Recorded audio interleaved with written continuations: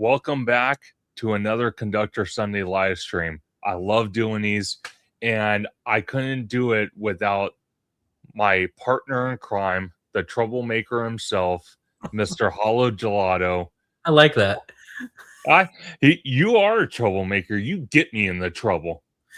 Let's just say face. But, sir, where can everybody find you on social media?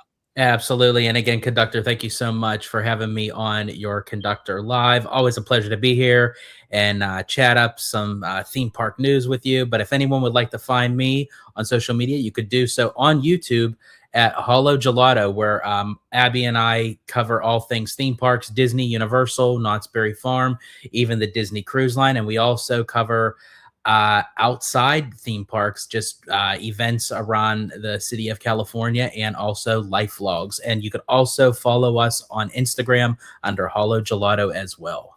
Absolutely. I love Peter's comment. Let's just go to that comment real quick. He says he is going to get us all in trouble on the Lion King at Disney Adventure World. Well, of course he is. You know what he's going to do? He's going to climb on top of Pride Rock and hang out with Simba. Of course he's going to do that. Well, actually, do you know what well, technically, this wasn't my fault. I was on the Disney Dream, and they were doing a show. I don't know if anyone has ever heard of him, Ricky Kalman. He is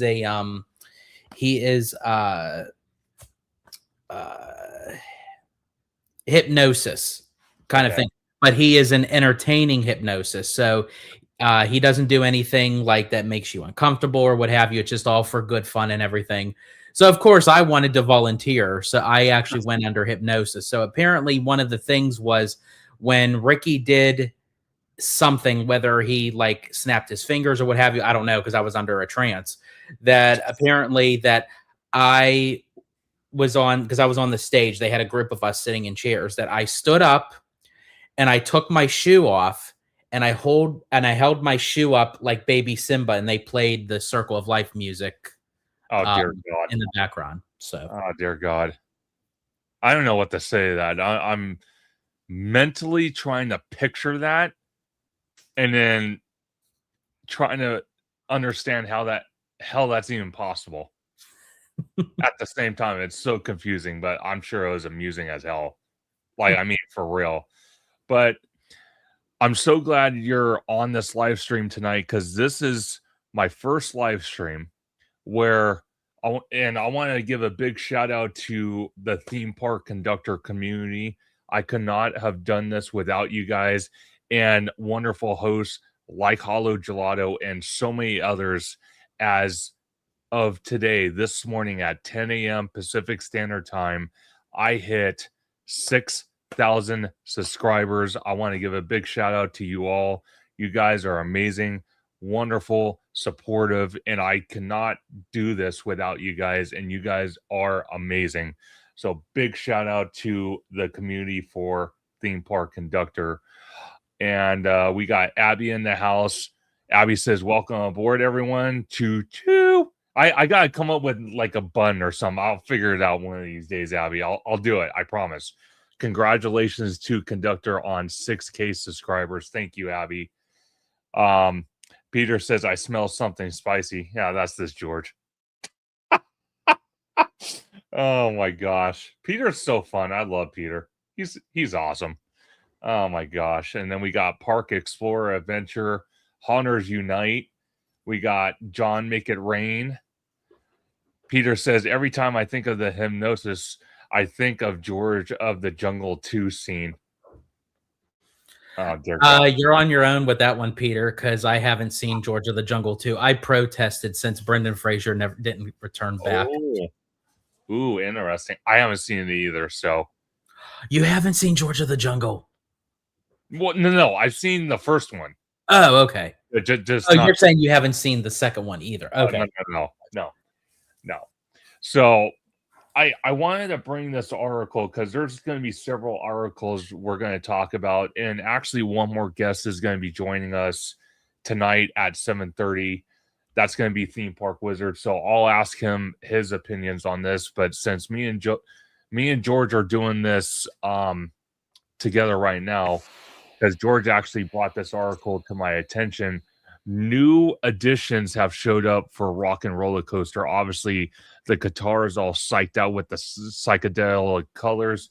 We got the marquee, actually the marquee that lights up the sign that says Rockin Roller Coasters featuring the Muppets. We have the gold piano key on the little piano out here. The whole building has been painted that dark gray along with the arch. New food has showed up, new animatronics, but don't let me tell you about it. Let George tell you about it because I'm sure he's excited to talk about it. So George, take it away. Yeah, thank you. So I was apprehensive about like how this was going to go with the Muppets, taking over the Rock and Roller Coaster attraction. For all of you who know that, the ride started out with Aerosmith and opened, with the park, back or not open with the park, excuse me, Jesus Louises. Back in 1999, and then lasted for over 2 decades. And so now they revamped it, and the electric guitar has a more colorful rainbow psychedelic look to it for the Dr. Teeth and the Mayhem, so it has a very Muppet feel to it. And what I have heard from other people in the community, because there have been a lot of people going in for the cast member previews, for which no one's allowed to take pictures or video or audio or anything like that. The ride officially opens on May 26th. But from what I've heard, that the songs that they play in the queue are like banger songs. Now, again, I'm just hearing from a few people, so I can't really say this for myself until I experience it myself. However, they said that the song that got chosen for them when they wrote it, I don't know if it's like a mix-up of different songs, but the one particular song that they got, it was kind of obnoxious. Now, again, obnoxious in a way that I don't know if that's what Disney's intent was, because technically they're the Muppets. They're not really supposed to sing like a real artist, so to speak. But they said, and we'll get into this part in the little pre-show, that was because I was able to see bits and pieces of the pre-show because Disney released them itself. And with the audio animatronics of Scooter and the penguins and everything and the surprise that we all didn't know we were going to get, Statler and Waldorf are now part of that as well.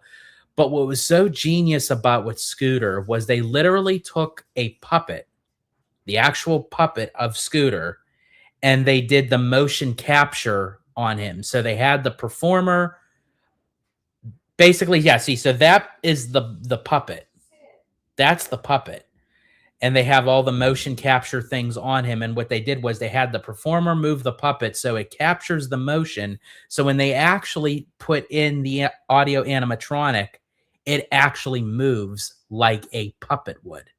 And I thought that was just genius. Yeah. And they even added the rod to the animatronic. They didn't need to, but they added the rod because they wanted the simplicity that it is still a Muppet. It's a puppet, not just an animatronic. And then if you go back to that previous photo, the other one of Scooter. So that's the real puppet. That's the audio animatronic. But also in this, they said that they throw some nods out to the original Rock and Roller Coaster starring Aerosmith. So you have to kind of like find the hidden Easter eggs. No, absolutely. I think this is genius to sit there and do this with the motion capture with the puppets. I think that's brilliant, and how they have worked with the Jim Henson Studios and the Muppets to make this happen. And I am more excited, even though I love Aerosmith.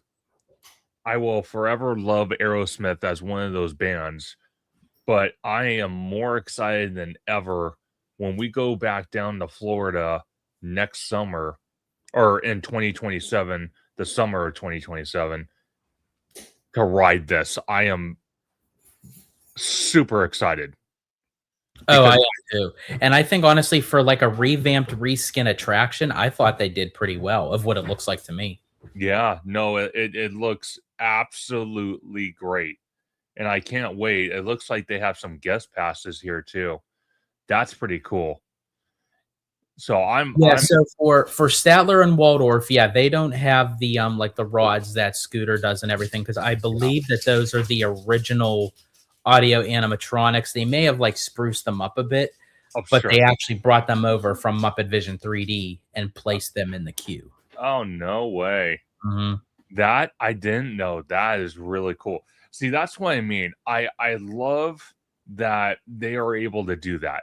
You know, I kind of feel I don't know, maybe I'm wrong, but I kind of feel back in the day, they kind of, they took the animatronics out if they wanted to save it, and they put it in the Disney archives. And you remember what was it the Indiana Jones, I think it was Raiders of the Lost Ark, how they walk into that big warehouse that's supposed to be Area 51, and you see all these crates everywhere. That's kind of what I felt Oh yeah. Disney did back in the day. So I do love that they take animatronics out from an attraction that they close and revamp or just get rid of, and repurpose them into new attractions. I do love that. So I do commend Disney for doing that. Yeah. And Absolutely. Universal and whoever else does that, because that is genius. Let me ask you this, because I'm I'm a big fan. Well, I'm a fan, and hopefully one of these days when he's out here on the West Coast, he'll actually allow me to talk to him and he won't be in the mood. Well, not mood, but just busy. That's Tom Corliss from WDWNT. He said the charcoal gray of the building and the archway he is not too thrilled about. Do you have any comments on that? Like, do you think it's ugly? Do you think it was smarter? Does it look good? Does it look bad? What do you think about it? Um, as far as the archway goes, see, I wouldn't want it all rainbow psychedelic, because sometimes if you do too much, it then hurts to the eye. I would want like some things kind of like a boring plain background, because it's supposed to be like, okay, you're entering into a music sound studio, but you have a little bit of flair of the Muppets. So how do you make that pop? You utilize the rainbow psychedelic for the ride vehicle, you use it for the electric guitar, and then you also use it for the poster that's on the building itself. So the building and the archway, I feel like I would want them to be a little bit lackluster so it makes everything else pop. But again, that's just me looking at photos. I don't know necessarily how it's going to look in person. I'll have a much clearer opinion on that once I see it. However, I was a bit worried because I thought that the color psychedelics on the electric guitar were very light. And I Sure. thought, okay, in the Florida sun, that thing is going to fade even faster. So Oh I'm yeah. glad to see that actually it is not as light as I thought it was originally, and it is kind of like a darker, bold Yeah. palette. Yeah. No, 100%. I I I understand what Tom Corliss was getting at with the show building itself being all like that charcoal black dark gray color.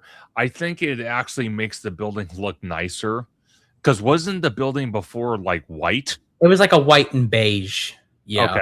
The only reason I don't like those colors is because, again, elements, the Florida sun or Southern California sun, whatever sun it might be after a while, and then you got dirt, you got pollen, you got all it just it looks nasty. You know what I mean? And I think it would be more I could be wrong. It could be more maintenance to paint the building that beige and white color than it would be just painting this charcoal gray black. You know what I mean? I don't kind of feel like I'm kind of glad they changed the colors of it. Now, I want to ask you what I want to ask you. When you guys rode the Rockin Roller Coaster, like when it was featuring Aerosmith and you had the pre-show, Yeah. There was some type of railing where there was like maybe a gappage between like 5 to 10 feet where people can't get that close to touch things. If you have these animatronics of the Muppets, messing around with the soundboard, then you have Scooter and all that. Is there enough distance you think where people won't be tempted to touch the animatronics, or you think what do you think about that? Because I think probably however they have it designed, it's probably so people can't reach up and touch them. They probably have, from what I remember, they used to have two standing areas. They had the lower platform and then they had a higher platform, so that so they can kind of fit like enough people in there to kind of squeeze them in. And I think also for like the handicap section as well. So you had a little bit like a 2-layer kind of thing, but then they had the screen that was farther back. Yeah, Sure. where they had like a barricade where it was about, I'd say maybe about 10, 15 feet-ish. But they didn't have the little area where they had Scooter. So they added that in. So I don't know, depending on the placement of Scooter, it's possible that they pushed everything back just to kind of give a little bit more room so that people can't reach or attempt to reach. Or they may have him a little bit higher. See how that you have like that platform thing that he's standing around? It may not be to guest level. It may just be a little bit higher. Well, the only reason I ask, George, is because I didn't really notice an issue when I was out there with you at Walt Disney World a couple months ago. But people out here in Southern California and just people in general, they love to push boundaries and do things that they shouldn't be doing. And I would hate for someone to do something to these animatronics because, one, these animatronics are the Muppets, and you would think people would love the Muppets and respect it. But then again, I've seen stories and posts on social media, people messing up the queue, the indoor queue for Rise of the Resistance, like graffitiing it and tagging it. I've seen people, uh, peel stuff off the walls, scratch stuff, tear stuff. I'm not speaking for everybody. I'm just saying in general, people don't know how to behave themselves. So I would honestly hope that these animatronics are far enough away where, first of all, there's going to be a cast member inside the waiting area where you wait for the pre-show and even during the pre-show, so it doesn't tempt anyone to jump over the railing and go touch them. Park Explorer Adventure said that there was a glass barrier. I'm trying to remember. I don't recall. I'm trying to remember. I mean, unless the glass barrier was there and I just never really paid attention to it, but because I remember closer to the end, they didn't even play the pre-show for Aerosmith. They were just letting people kind of like walk through to get to the back alley. Yeah. But when I did watch it, I'm trying to remember. I can't like picture. I'll have to go back and watch some old YouTube footage of it because for some reason I can't recall the glass barrier, but it would make sense. Well, especially now with audio animatronics. 100%. It's just how I kind of feel about it. And Abby says they messed up the queue for Mickey and Minnie's Runaway Railway in DCA a lot and even took items. So she's meaning at oh my god. Oh my god. The land I'm thinking of, George. Where Mickey and Minnie. Like Toontown? Toontown. God, it slipped my mind. Yeah, Toontown, where Mickey and Minnie's Runaway Railway is. I've heard that people have taken props off. That's what I mean. It's just people can't be trusted, and it's quite sad that we can't have nice things. We just can't. And it's literally the saddest thing. And then, But yeah, Peter said, unfortunately, that's why we can't get cool stuff like Tokyo. yeah, 100%. And people can say, "Oh no, I don't do that." Well, I'm not directly speaking to you, but Peter says it was a clear glass barrier. Okay. But that must be how well that they kept it, because I never really, I don't remember that. I Well, don't I've remember never been paying on it. attention to the barrier. So, I mean, kudos to Disney for like kind of like hiding it well, especially with me, because I never really. But then again, if I go back and I look at it, I'm like, oh yeah, now I see it. Yeah, no, 100%. And speaking of shows, while we're waiting for our next guest to show up in a couple minutes, hopefully, I want to announce something that me and Hollow Gelato are going to be working on very, very soon, and it's going to be a series here on Theme Park Conductor, and it's not going to be a live. It's going to be recordings once a week. And further details are going to come very, very soon. But this is exclusively going to be on Theme Park Conductor, and it's going to be me and Hollow Gelato. So I do want to let everybody know to stay tuned for details, not just on my channel, but George's channel as we update everybody. I think me and him are scheduled to film the first couple episodes pretty soon. So definitely stay tuned for that, because it's going to be an awesome show. If you love George and you love his spicy Italian theme park opinions, believe me, you're going to love it. It's going to be great. Absolutely. Can't wait for that. And yeah, just another thing to add for everyone to enjoy. What's up, David? How you doing? And yeah, Haunters Unite. Yeah, you'll enjoy it for sure. And John Make It Rain's question, because actually you and I just experienced this a few days. Perfect. I love this. I'll let you so start it. So thank you, John Make It Rain, for that question. Why did they take the spinning off Roger Rabbit? I will tell you this. I know if many of you watched my vlog, I said I was going to put a POV out. I watched it. You will literally feel ill if you watch it. There was so much spinning. I couldn't keep the camera under control. So yeah, I'm not releasing it, but I can assure you the spinning was completely out of control, because the spinning now is controlled by, the control system that the cast members handle. You don't get to control the vehicle yourself. So on top of that, the problem I see is, and what George noticed, he actually pointed out to me, was the mere fact that you're missing a lot of scenes in the actual attraction, because a lot of times you're spinning in the wrong direction. But George, what did you think about that? Well, first off, I have to say automatically, like the ride vehicles are already kind of cramped. Okay, so you have these two big ass grown men, us, going and sitting together, and the ride vehicle, yeah, it was much more rougher, because at least when you're spinning, you can control how much of the spinning you want at the appropriate time, or you could even hold the wheel and you can get it to where it's not spinning at all. Where now they're in full control, so they have us spinning at certain times of the ride where we didn't get to see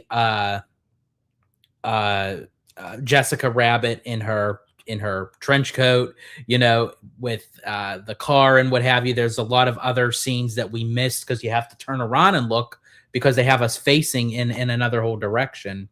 And it was still fun. I do like the notion that you don't have to work in the attraction. I like to just sit back and enjoy it, but I wish that they would fix the timing of when they have us spinning, so that everyone can have an opportunity to see everything. Now, again, I don't know. I know it really does hurt to say her trench coat. I hate saying it. Which that's just like a downright sin. But I do hope in time that they can get the timing right. Now, I don't also know too that is it different each time because Conductor and I only rode it once, so I don't know if you get a different experience with the spinning if it's completely randomized. So that we might have to do. We might have to ride it one more time to see if it's the same kind of spinning for sure. Well, I'll tell you this. One of the things I can appreciate, at least for right now, and I'm probably cursing us all, but at least what I can appreciate is the line queue for that attraction is complete nostalgic. They didn't change anything, censor anything at all. And I love that. I truly, honestly love that. And again, it's not to attack anybody, but I think attractions like that, they shouldn't be touched because of someone getting offended. You're making a choice to go on that attraction. And if you make the choice to go on that attraction, that's your free will to do so. No one's forcing you to go on that attraction. So some of these other attractions we've seen that are slowly changing because, it might be too, dark or too sinful or racial but whatever the case might be. I personally am glad that Roger Rabbit Cartoon Spins queue has not changed that much, if at all. I do love that. So I do respect that. Besides Jessica Rabbit being in the trench coat, that's the one thing I don't like. I hate that. Yeah. Like, where do you ever see her in a trench coat? And it's like, that's her as a character. She's not bad. She's just drawn that way. It's like. Yeah, pretty much. Drawn in a beautiful way. Literally. Oh my God. Remy D says, did they update the visuals on Muppets Coaster during the ride as you blast through the darkness? Now, so Remy D, I'm not sure what all of like the details they did because they haven't released any POVs yet. But from some people that I've heard who did get to ride it during the cast member previews, they said that there are some fun elements that they did add to the ride itself that wasn't in there for Rockin Roller Coaster. However, there are some sequences that are much darker in places that they feel like that they could have put in more stuff, but they didn't say specifically what part of the ride that was. 100%. And Remy, I did see you got a new profile picture, so I do like it. I do like the profile picture. You see that, George? It looks like a roller coaster, so I do like that. I do too. Shaking it up. Shaking it up. Love it. Giant Peter's Adventure said, 2 guys, 1 Benny. Sounds like an episode of the George Lopez show. Tonight, tell me that you love me. Tell me that you stay in the night. See what you encourage, Peter, and you're worried about us getting in trouble in Paris.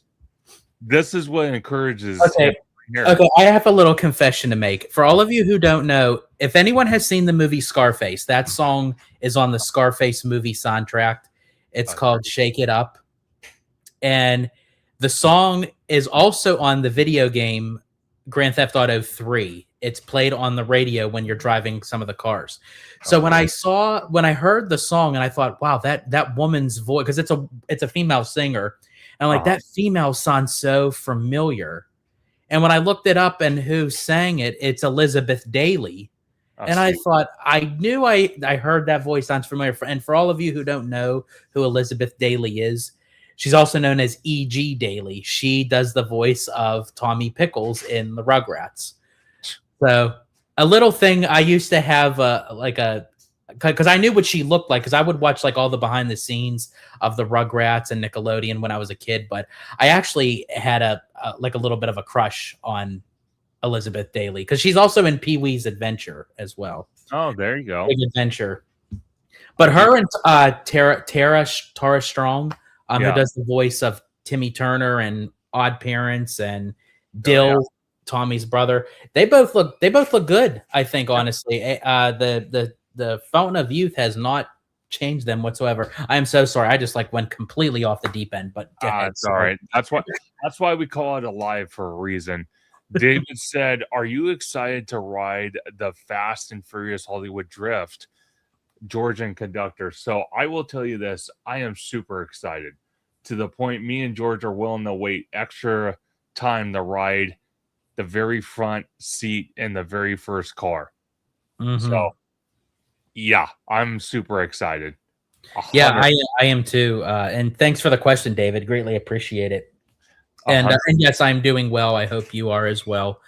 The thing with Hollywood Drift I found was interesting was they said summer 2026. Yeah. And then they changed it to just 2026, which then got us concerned that did it get delayed? Is it going to be late? Is it going to be fall? Is it going to be winter? And then there's things that it reverted back to summer 2026. So 100%. It's kind of all over the place. I still think they're going to want it opened for the summer. I don't know. That's just me. What's up, Florentin? What's up? No, 100%. And when our third guest shows up, Mr. Theme Park Wizard, we can dive into that because I'm sure he's heard some insight on that and can clarify for everybody. Because I saw that on social media, and social media at this point, from a decent amount of sources, it's like looking at concept art of Avatar. Never believe concept art. Don't always believe what you hear online, even from my mouth. Don't even, if I tell you you're going to win $1 million tomorrow, it doesn't mean it's going to happen. I wish it would, but it won't. Abby says, I'm super scared to ride Hollywood. That's right. Me and George will ride it for you. I'll hug him on the way back through the loop. I promise. I'll keep him safe just for you. Ryan says, I just saw a commercial yesterday and it said summer 2026. So I hope so. I hope so. That would be awesome. Hunters United said, can't wait for Hollywood Drift. Same here. Peter says, she along sang the Jake portion of the iconic 2.5 Men song, Men, Men, Men, Men. Yep. Yeah. The men, manly man. We just need to create a segment just for you. There needs to be a segment where it's like, I don't know, Hollow Gelato Karaoke Fridays or something like that. Something crazy. After dark, I don't know, something like that. John Make It Rain says, Drew said there won't be a spinner ride in the villains area. So we are going to talk about that at some point. I actually got to bring up a tab. George, if you find an article that you would like to bring up and talk about that, the villain stuff, you can send it to me on my Instagram and I'll pull up that article. Cool. But while we're still waiting for Theme Park Wizard, I figure we'll jump to Disneyland for a second and go to, let's do this.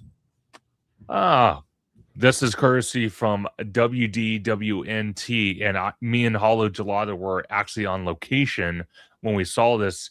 The new Gordon Ramsay, the Carnby marquee signage and Earl sandwich signage is put up on the actual building where both these restaurants are going to debut. You know, Earl sandwich being the third or fourth location in downtown Disney. So I'm more excited than anything for the Gordon Ramsay restaurant. I will tell you this, folks. This is no joke. I know Hollow Gelato George, he laughs all the time when I say this, but I told him, I said, when I saw that, I was like a 5-year-old and a kid and I was in the candy store and I was given $100 to go wild. Seeing this marquee sign, I'm like, oh my God. You should have seen him in person. Like he was like, was going around the whole perimeter of the building, getting his shots and everything. Oh, it was crazy. So I told him, I said, I've already told my bosses at work. I've already told people at work. I've told people that are close to me, like George and others, that when we hear a date for this restaurant, if I'm working that day, I'm calling out. You did. I will be at downtown Disney at 4 a.m. if I have to be, waiting at security to get into downtown Disney just to be at this restaurant. I'm not even kidding. Because the mere fact that I may have a chance to see Gordon Ramsay himself and meet him and take a picture would literally be one of the most iconic things on my bucket list. Not only just to meet him, but to add a cherry on top to take a picture with him. That would be phenomenal. Now, what I want to ask you, George, because you actually brought up some interesting things about this. What are you most excited for the Gordon Ramsay restaurant and Earl sandwich? Well, for Gordon Ramsay restaurant, I think honestly, there's not really a restaurant of his that I've heard that gets really bad reviews. He's such a stickler to detail when it comes to taste and flavor of food that I really think that whatever they have to offer us here, it's going to be good. I cannot, and I hope that they continue and to respect the fact that it is a Gordon Ramsay restaurant. Because you know, like how when something first opens, they always give you like the best of all the food, and then as it's there, the quality starts to dip. Yes. I hope that's not the case, but I don't think it will be, because I don't think anybody wants to mess with Mr. Gordon Ramsay. And I see a wizard. Yeah, I don't know. Hey, I don't know if I want to mess with the wizard. The wizard is guess what? There's a wizard in the chat. Yes, sir. How you doing? I'm doing wizardry. You're doing wizardry? And then for the Earl of Sandwich, I mean, I was always a fan of the Earl of Sandwich, so I'm for sure they'll just bring back their same flavors and everything. But now we have to make sure that we have to, when we get, got to walk down a little bit further, because we're looking out for the big behemoth that's Portos that's going right into the Esplanade. 100%. Wizard, what do you think about the Gordon Ramsay restaurant, and what do you think about Earl Sandwich, but more importantly, Gordon Ramsay? What do you think about that?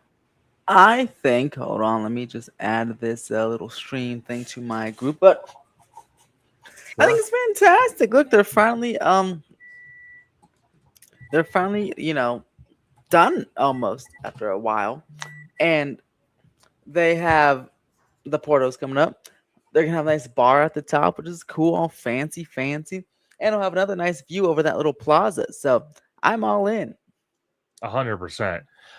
I will tell you, if they have the fish and chips and the what was that beef Wellington, I'm getting both. I'm splurging that day. Beef Wellington. I'm going for it. My name is Beef, and my name is Wellington. Hello, Mr. Wellington. Oh God. Yeah, I've had Wellington before. I actually, and I was disappointed with it, because it was like the hype of it, and I'm like, man, this really doesn't taste that good. But I want to now compare it to a Gordon Ramsay beef Wellington, because that's one of his signature dishes. That's what he's mostly known for. 100%. So 100%. So, Wizard, I want to bring up something. Well, first of all, let's go back to Rockin Roller Coaster, because you weren't here for this. First of all, what do you think about the building being that dark gray color and dark gray kind of black? What do you think about the guitar, and then some of the new features they added inside the pre-show for Rockin Roller Coaster featuring the Muppets? What do you think about it? Well, I'll tell you, I like this little pop of color. Look at that fancy schmancy little star right there. I'm digging it. And the color, I think it's nice. I think Theme Park Obsession on Twitter said something about it, but the dark building really makes that guitar pop even more. That's pretty cool. And I like that they added animatronics in the queue and the the pre-show, which I don't think there was any before. So I think it's a big win. I mean, look at that guy. Look at little Scoot. I mean, he's good. I like this. And imagine, guys, don't forget they closed it just a couple of months ago. And I feel like this is a pretty decent upgrade for the amount of time that it's actually been under construction, only just a few months, you know? I see that's what I kind of thought. So I'm very eager to ride this and kind of experience it for my first time because I never rode Rockin Roller Coaster before, even with Aerosmith. So I'm very curious because I am a Jim Henson, the Muppet fan. You know, I enjoyed the Muppets when I was a kid, still kind of do. And, you know, Jim Henson's, you know, Creature Shop, you know, gave us the puppet and oh my god, was it Dungeons and Dragons. thank you. And that puppet is big. Like, I mean, cameras don't do it He's justice. a big boy. Oh yeah. Big squid ready to eat your face off. Literally. Correct. 100%. So I want to bring this up, Wizard. I'm gonna have the volume off because this is gonna tie into something else about the coaster, but I wanted to bring this up. This is from our main man, Cow Missing. Cow Missing. He's goes moo. Absolutely. So maybe you can walk us through what we're looking at because he kind of did you know, a walk around of the hub since the walls are down. You can kind of give us a gist of what we're going to be walking into for the new security hub. Of course. Hold on. Let's go. So this is what's going on here. So let's pause it right here, conductor. Sure. Watch yourself right. Oh, too late. Nope. There we go.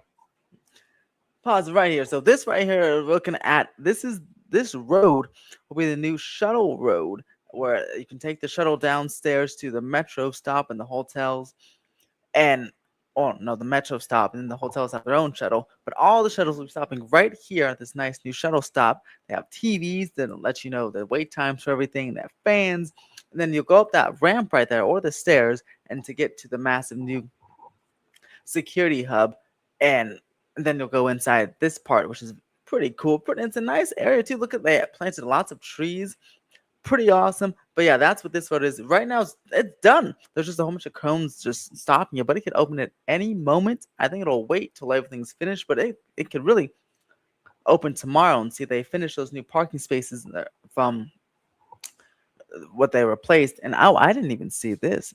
Okay, so those yellow things are just the little parking spots for the shuttle. But yeah, so that big Universal Studios Hollywood logo I thought was going to go somewhere on the other side of it because there's this curved area over there. It looked like it's going to be a fountain, but it's not. And I was like, oh, that's where the logo is going to go, but it's not. And so now it's this nice little grand entrance here. And you go up those stairs and it looks like they have signage.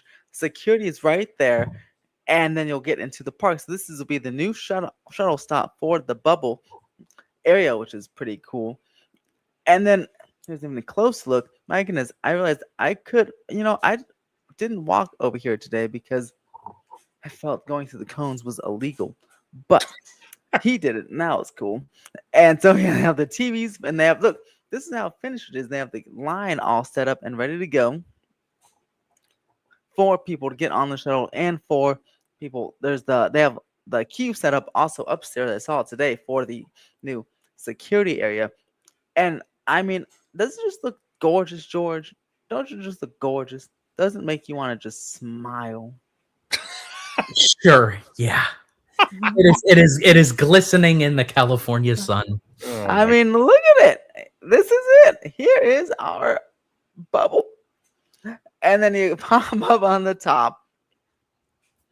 And so coming up the ramp, and then here you see, this is for the parking garage people. You have the escalators right there, and they come around, and then, oh, he moved. But behind there is where they have another set of lines, and then they have the security scanners, and you'll go right up into that big gap right there, but NBC Sports Grill. And it's ready. I mean, maybe it'll be ready by next week. The other one, I looked at it today, is almost done too. I will It's say that ready it to does go. look really nice, though. They did It clean. They does. did It's clean it up nice. gorgeous. And look at the signage. Oh my God. It just makes me want to smile. It looks like it's going to have a backlight in it, so that's going to be nice at Oh, night. it does. In fact, did I post it? I posted a picture somewhere, maybe to a friend, but I saw it at FanFest nights and it was lit up all beautifully. The whole thing. It was great because I came in at 11 o'clock. Oh, Very nice. nice. All lit up. And once I finish those panels on that escalator, they'll be ready to go. And there's actually turns. This is what I discovered today. On that big plot of land there, there's turnstiles. So you'll be able to walk over that way and up the escalators and skip going around City Walk to your car, which is pretty cool. Because I thought it was going to be a one-way thing, but it's a two-way thing up until the turnstiles right there, which is pretty awesome. And this will be a brand new welcome to our resort. I mean, hello. Can you just feel the excitement? I love it. Let me When ask. did you say this could open next week? Well, I think it'll open next week. I think they're going to wait for the other one, which is almost done. So certainly, if not by Memorial Day, certainly by mid-June or June when they start all those coaster previews, and certainly by the 4th of July, but definitely I'd say the next couple of weeks, if not by Memorial Day. So you think June is well for Hollywood Drift? Because I was thinking like mid to late June. Yeah, June for Hollywood Drift, there should be previews of all sorts of type all June long. The big media event at the end of June, and then the grand opening maybe in July, maybe 4th of July. But by the previews, by June, these things should definitely be up. So we can start handling some more people as they tweak and adjust the operations before the big 4th of July. Big crowds come. 100%. So let me ask you this: as we're looking at this, having 2 out of the 3 security hubs almost complete, done, and open, do you think from that point when they open to whenever they're gonna start the construction for the hotel, or we still unsure about that? Yeah, well, so when these open, the hotel should start construction pretty soon afterward. I asked the security today, actually. So the current security was going to stay around. That's why I guess they put those temporary gates there. The current security is going to stay around because that's where the Frankenstein people are going to go for the time being, which is interesting. I'm still curious how they're going to build all that. But for right now, they said that the current security, that's where the Frankenstein folks are going to go. And then the other 2 garages will go to those other 2 guys. And then while the hotel's under construction, I guess they'll just be at that security until they build the other one, and then they'll switch over.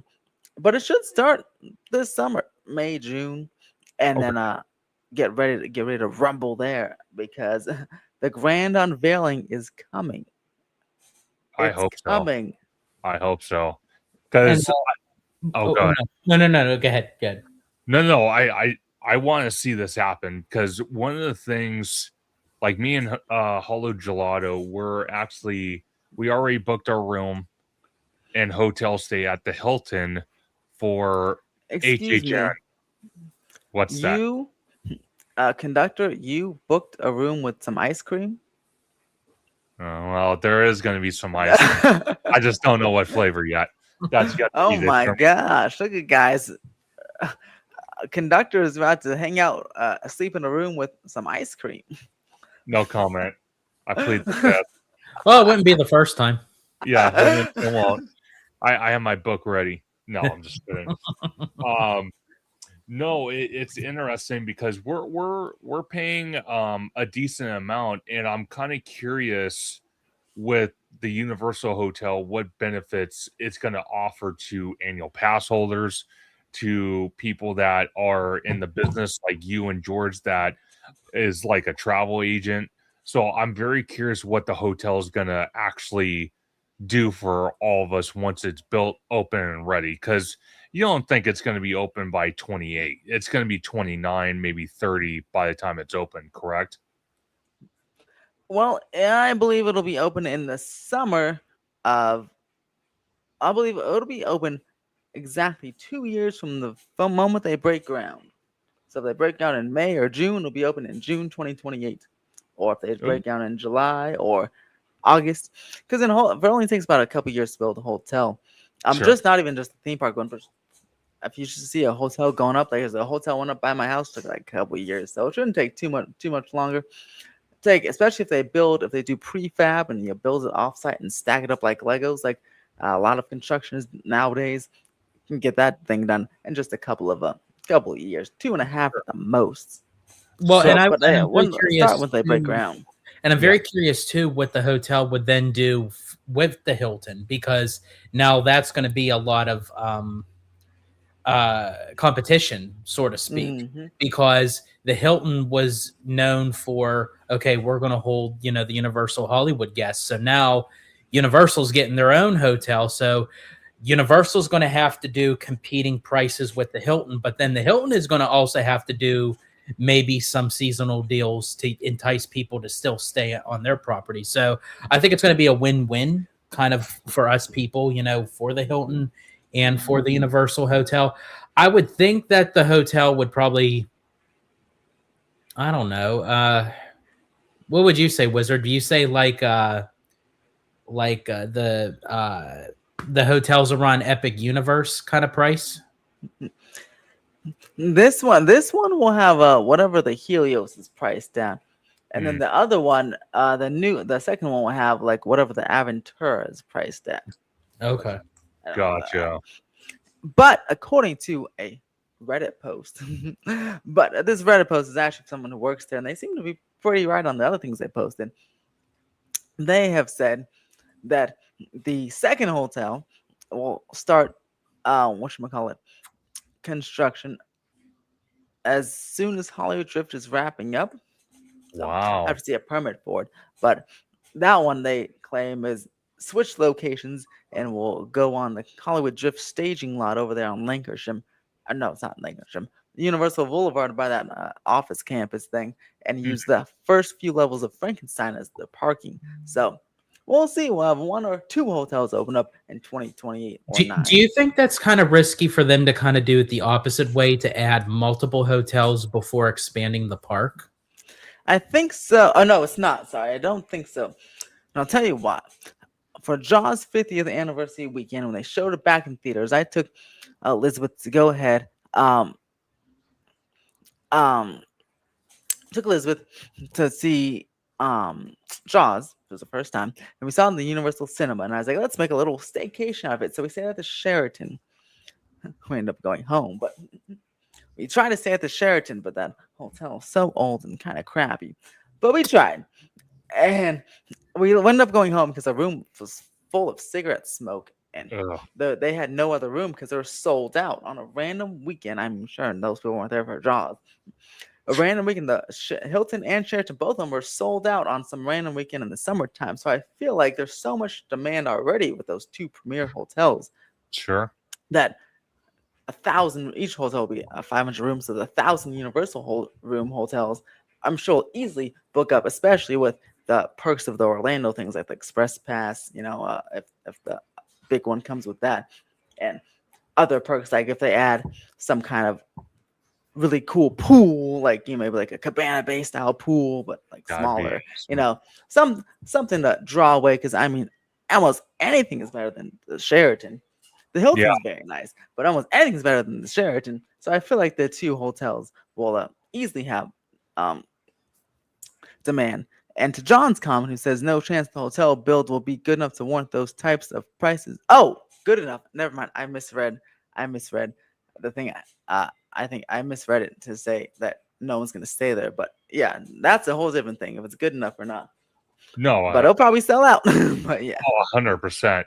Now, and the other comment about being spaces that can use to expand the park, they're building the hotels on spaces that are outside of the park's boundaries. The Hollywood Drift staging area is next to a parking garage and the Universal office campus. No ride can go there.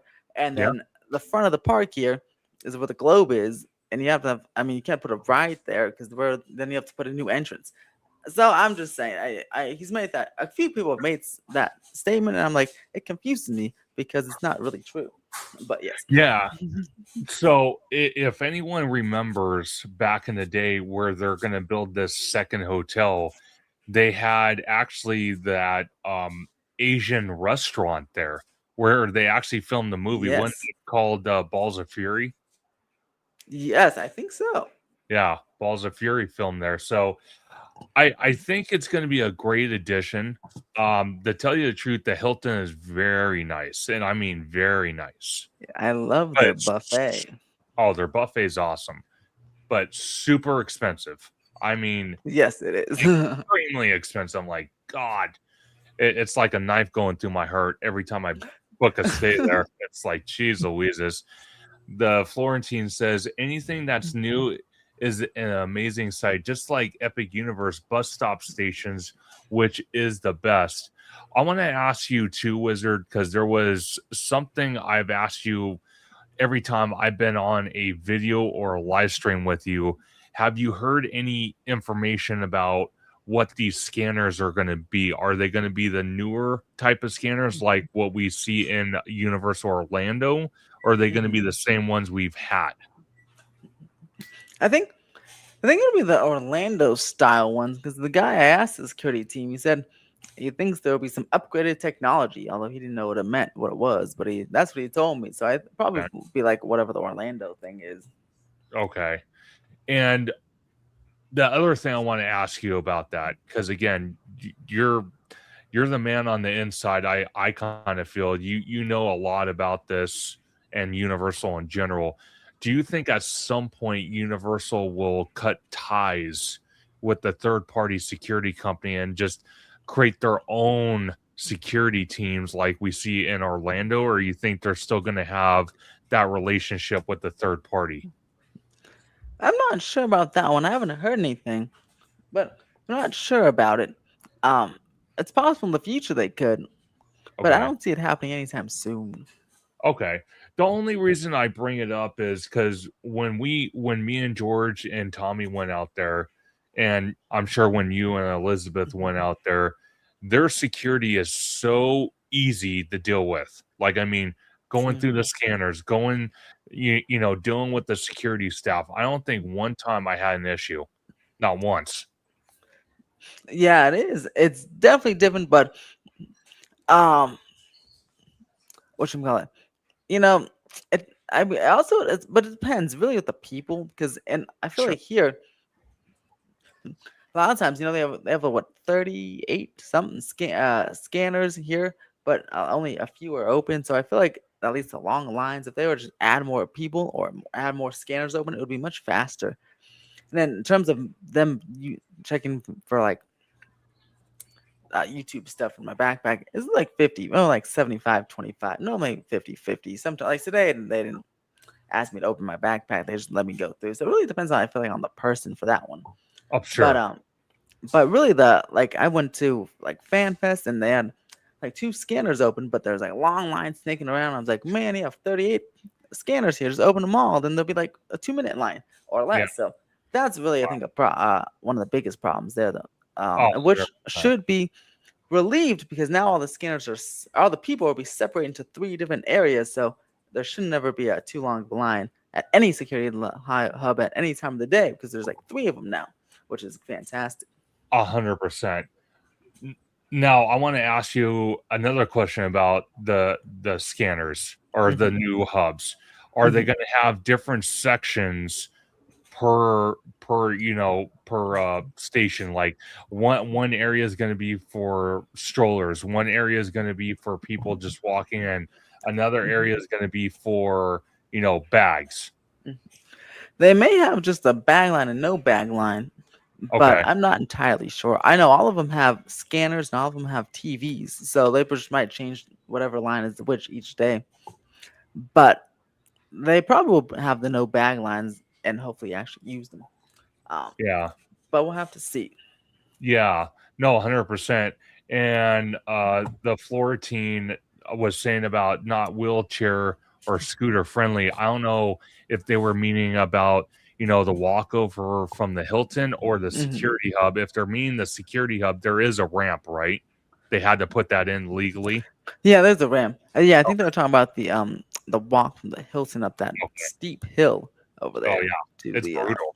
to the No, going to kind of off the subject, but on the subject of Universal, Remy D posted a question. Remy D. Will Hollywood Drift be part of Express?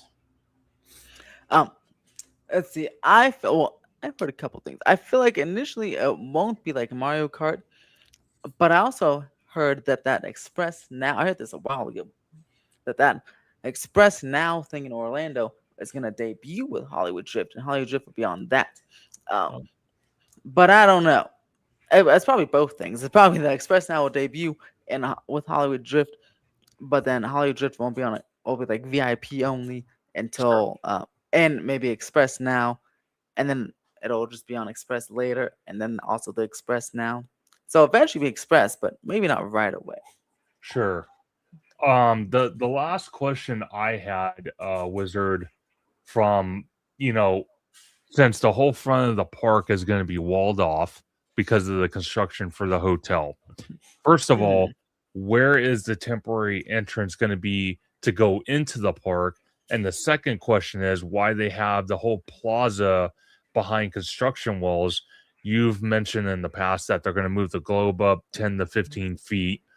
And will we see the fingerprint scanners go away? And will the facial recognition scanners come in?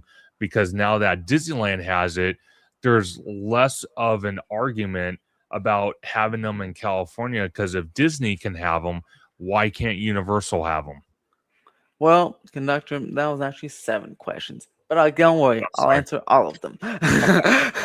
No, hold on. I actually forgot the first couple. But wait, hold on. Uh-oh. Oh, yes, the park. So when I heard of the temporary entrance a couple years ago now, don't forget, Universal changed their mind quite a bit. Sure. It was going to be by the East Security Hub over into the Harry Potter area. Okay. Now, I feel like, they're definitely going to move the globe up about 20 feet. I'm not sure if they'll still do the temporary entrance or just do the plaza sections at a time so they keep some scanners open type of thing. I'm still so confused about it, but I have to investigate more on that one. But the facial stuff, I'm sure it's coming eventually, because for example, the Orlando got the tickets. You put your pass on your phone type of thing, and then that eventually came here. And now they got facial tech, and then it's coming here. Unfortunately, I was so sad. I thought the Fast and Furious lockers would have the facial tech, but they don't. They have just the Velocicoaster ticket tech. But I'm sure it'll be here eventually, because usually whenever comes to Orlando comes here. And since they just rolled out, they're still kind of rolling out in all the other parks in Orlando. I feel like it'll be here maybe like 2028 by the Olympics, because then it'll be firmly in Orlando, and then it'll be over here as well. I feel like, because it's not even really done over there yet, Oh, the facial. Yeah. Oh, gotcha. Yeah, because again, I reference back to our trip. Again, flawless, no issues for me. I know George had a little bit of issues, but for me, I didn't have any issues. I breezed through security. I breezed through the entrance gates without a problem. And that's what I kind of like. Just getting right into the park. I'll tell you, Conductor, I love it. Oh, it's like heaven over there. I wish it would come over here. Just a little bit. Absolutely love it. And I think I'm telling you, it's coming. I believe it is coming. 100%. But just maybe like in a year or two, maybe. Okay. Hey, that's fair. That's fair, because Universal is going to get the crowds. It's going to happen. So it's a wait and see, but I love to hear that. Because keep in mind, they've had, another reason I do think it's eventually coming, because they already have facial tech. The Secret Life of Pets ride uses facial tech to scan your face and stuff. So it's already in the park somewhere. So I'm just waiting. I'm sure they're just waiting to perfect the technology over at Epic Universe in Orlando first before rolling out. I'm sure it'll come to every park across the globe, in my opinion. Sure. I feel like Universal's pretty good at that, bringing the same thing they have everywhere, for better or for worse, to all the parks, whether it's a ride or a certain technology. where Disney is quite different. I mean, they have the walkthrough scanners over there, and Disney, has they don't even have scanners over here. They have they manually check your bag like it's 1945. Yeah, don't even get me started. Oh my gosh, how annoying. Speaking of Disneyland, me and Hollow Gelato, the day I filmed the Mhm. vlog, we filmed something very interesting. And I This want is to get, interesting, and let me tell you, this is the new ride coming. It's Coco the parking lot ride. yeah, with I some mean, look at this. new This is blacktop. interesting. But pause it real quick. This is what Sure. caught my eye. Oh no, go back. Oh, hold on. Aerial view. Right Good, there? right. A little, yeah. That okay. I was like, what is that red thing? And it looks like it's a construction wall. I was on the street. I was like, did they paint a bike lane or something? But as you know, that's a construction fence on the street, which is interesting because I was like, they're still doing work on the street, and I thought they were done, but they're like still doing a whole bunch of different stuff. It's getting more confusing by the day. But this road here, I think I've seen some people online say it's a temporary road, so people can they can ship all that stuff out of the buildings, and I think that's probably the most likely thing because I can't understand what else it would be for. Because I mean, it's a fresh new road, so I feel like it's a temporary road so they can ship some of that stuff or move some of that stuff out of those buildings and have access to the park. But it's right in the middle, so I'm like, how are they going to build the show building? Are they going to have to move it again? That's kind of weird. Unless the show building is going to go over with those buildings, and I don't know. I'm having a brain fart, but it is quite the development because we all thought we all figured it out, but then it's not figured out. But I feel like it is a temporary thing, so they can ship stuff out and move stuff around. Because Sure. I guess they still use that road, right? Like to bring in food and stuff to the park. I imagine like there's a truck right there, so I feel like they gotta somehow keep that road functioning while building the Coco ride.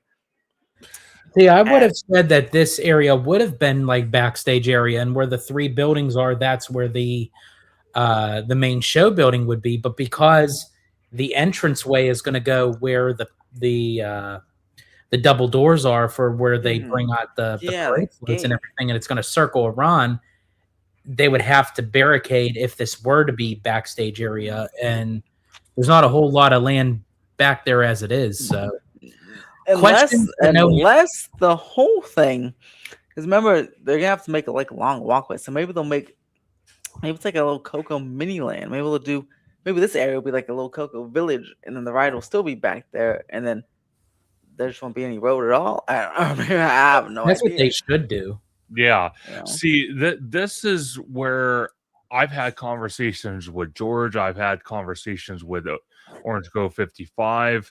And actually, me and George got to meet the two guys from Leaving Today podcast. We hung out with them at Disneyland just a couple of days ago. And Mr. Bricky.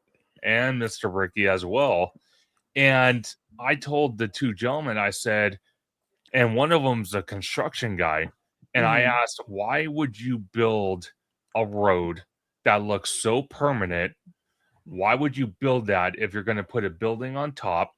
And actually, the day that I couldn't go, which was the day after I filmed this, that blacktop actually got extended, and yellow paint was painted on those roads. So my question to you is, if they're doing all that, why would that be temporary if they're going through all that just to rip it up, instead of maybe making the village in this area, and towards that third building you can see off to the right, they build the bridge that goes across Disneyland Drive to the Simba parking lot, carve out a section of the Simba parking lot, and build Coco right there, the actual attraction, which is what they're doing in Hollywood Studios for the door coaster. Well, why aren't they? I think they want to save that spot like for something truly magnificent, I guess. So I feel like they want to use all the space possible in California Adventure that they can before expanding in any other parking lots. Sure. So I think that's why they're doing it. And as for the road question, I mean, it still is pretty temperate. The blacktop, yes, is fresh, but that's because it's like fresh. but Sure. that's pretty easy to rip up, and it takes like just a couple hours to pave that there, Sure. and they have to put the yellow markings because that's like make it like street legal and stuff like that. How walking path land, but so it's still like even though it looks like permanent, it's totally definitely can still be easily temporary. It's just funny because now I just don't know where the building is gonna go. Yeah.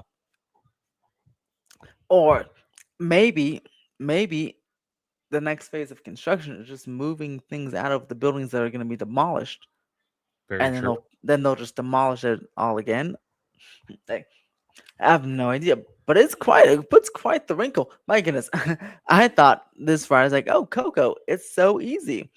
It's gonna be a small-ish. No, actually, it's be like, well, I don't know. I thought it was gonna be like an acre, but it's gonna be a small to medium sized ride, and they can easily get it done in a year or two. Now I know why people are saying 2028 because there's like all these new phases. I'm like, what's happening here? So who knows what's going on? Like, or when this thing will open?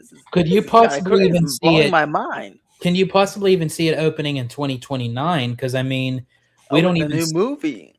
That's what I was thinking too, because it's kind of like a win-win in that sense where it'll tie in for the sequel for Coco, Mhm. cross marketing, which we know Disney loves to do. But plus, they didn't even set any of the foundation where, like when you look at the bio reconstruct, Mhm. when he shows the aerial views of Mhm. Monstropolis down in Hollywood Mhm. Studios, you can see the layout of where the building is going to go vertical. Mhm. We don't even Mhm. see that here yet.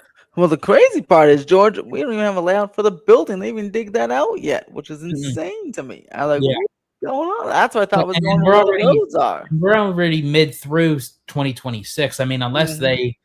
they haul Batootie, to open in 2028. My guess, I'm going to say 2029, but I Yeah. think they're going to want to do it anyway because to tie it in for Coco too. 100%. Which brings to another question. Let's see. So Avengers can do 20. So I'm gonna have a gap a year, I guess. So because let's say Avengers could do 2027, right? Yeah. Then they have a gap for the Olympics, which is interesting. And then 2029 Coco, and then Avatar in the 2030-ish or 2031. I guess, or maybe another gap, 2030 to 2031. Wow, okay.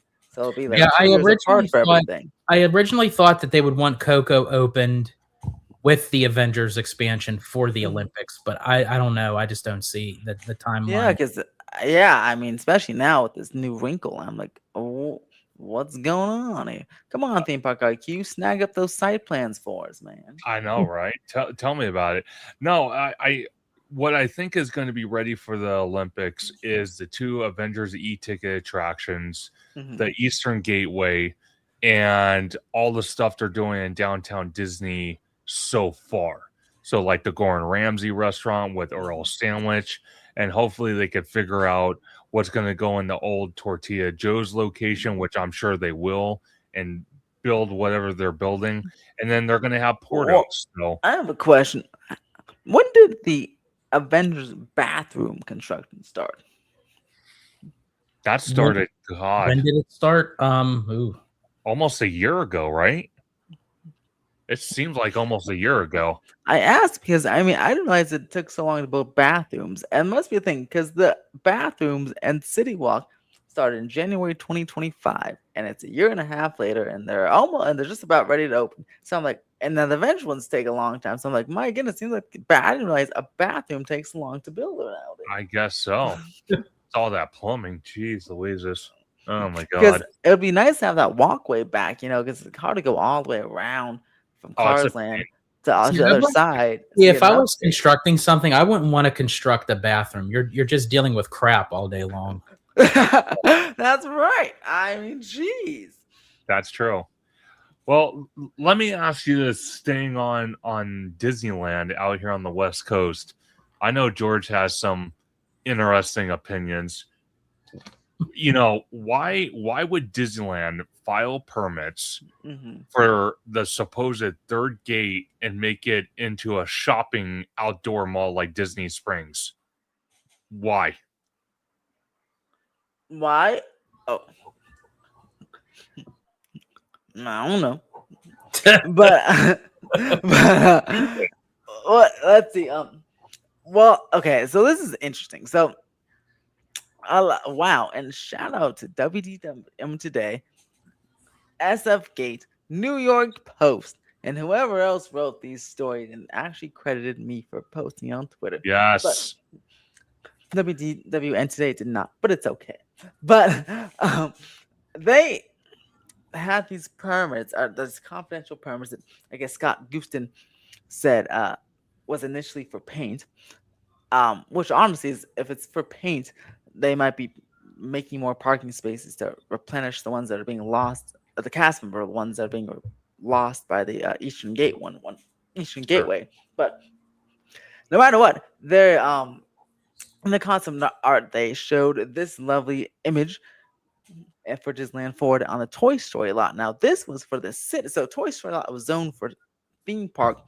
So they showed, I think they specifically showed this image in their concept art because they wanted to show Disney or the city in order to make it a mixed use zoning. They wanted to show what they could build if it wasn't a theme park. Now, I'm not saying that's what they will build, but I think to get the approval from the zoning to make it a mixed use zoning parking lot there, they wanted to show what could be possible.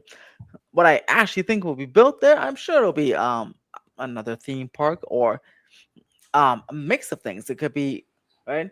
Look at Celestial Park with the open hub potential thing, right? They have maybe they'll have like some sort of Celestial Park vibe in the middle with shops and restaurants, and then rides around the perimeter and the Toy Story lot. So it becomes like Downtown Disney 2.0, but third theme park with a whole bunch of rides, like an Epic Universe style model here. So that's what they can put over there, or they can put a traditional theme park, or if they really want a Disney Springs thing, they can put that there. But that means they may have other plans for Downtown Disney to put a third theme park over in those parking lots. Who knows? But I think there's certainly a grand plan here. But I don't know what's going to be built there, but I feel like could be some of their thoughts with them. If they decided to go in this direction, build just hotels and shopping over there, I think it would be to down the line replace Downtown Disney, or at least a part of it, and connect those two parking lots in Downtown Disney to like one third theme park, which would also be next to the other two theme parks. So it'd be even more convenient. So that's why I would think if they put a mall there, that's what I would think they were gonna do. That's because also in their own website, Disneyland Forward website, those two parking lots and that section of Downtown Disney is outlined as possible third theme park or possible new theme park. They said it themselves on their own website. So that is a possible thing to do. See, this is what I kind of thought originally Disney was going to do. I thought, okay, because they're hopefully getting ready to start construction on the Eastern Gateway. So with the Art Bus contract going away, that they severed ties with the art buses, I thought maybe, okay, what they're going to do is they're going to build the Eastern Gateway. They're going to move the cast member parking to the Toy Story parking lot. And what they're going to do is also use that parking lot for staging materials for Coco, for maybe Avatar, and then start building in the Simba parking lot before they even touch the Toy Story parking lot. That's what I thought they were going to do. Well, yeah. And look, now I shared something with you here. Sure. Hold on one second. On the screen. So this is from their own website here. So as you see, this is their own proposal that says potential theme park, hotel, dining, shopping, entertainment, and they point to both those lots. There's Toy Story, and here's the other two lots. So they're saying in these, and they even have a map for like see this little connected theme park situation here. So if they did go with the mall situation here and the hotels and stuff, I do feel like they would take this opportunity to go through Downtown Disney and connect these two lots to make it another third theme park here instead of over here. But we'll have to see. Okay, so let me ask you this. If, for whatever reason, they decide to make the Toy Story parking lot into a Disney Springs type downtown Disney, do you see Disney possibly even considering extending the monorail? Or you think that's just not possible? I don't think so. Because it'll be like, well, I don't know, actually. I actually don't know. Either that or some sort of like people mover. But I think they actually could if they wanted to. Because, I mean, they'd be spending a lot of money to do it. So they can factor it in the project budget and to justify the cost to do all that. So if they wanted to, I feel like they could. Will they do it? I'm not sure. The reason why I bring that up is because the city of Anaheim, and you did a video on this, I think we all did videos on this, was the mere fact that the city of Anaheim, to connect the OC vibe to Disneyland, they want to build like a skyway system. And I kind of feel the skyway system, though, not everybody would feel comfortable being in that type of ride system. So I would think kind of like the compromise would be the monorail, where everybody, would be okay riding it. On top of that, we can possibly get the upgrades to the monorail, meaning we can have the air conditioned, portion added to the monorail so they can run all year around 24/7 without issue, unless, there's thunder involved. But when was the last time we get thunder in Southern California? So yeah, maybe that'd be also a little difficult because they still have to get approval from that by the city to go over Catella and Harbor and all those streets they don't own. So I feel like what's more likely is a nice like a shuttle between the two areas on maybe like a dedicated bus lane or something like that. So make it feel fast, or that the skyway thing that the city is proposing. But that's what I feel like. But although, oh no, in the Disneyland Forward, they did say potential people mover things like transportation systems. But I don't know if it was just to the Toy Story lot or if it was just between all the current spots. But they did say that in the documents there. So we'll have to see. But all I know is this is so far off that we won't know for years, because they first are gonna do they're gonna go ahead and do the Eastern Gateway, and then they're gonna go ahead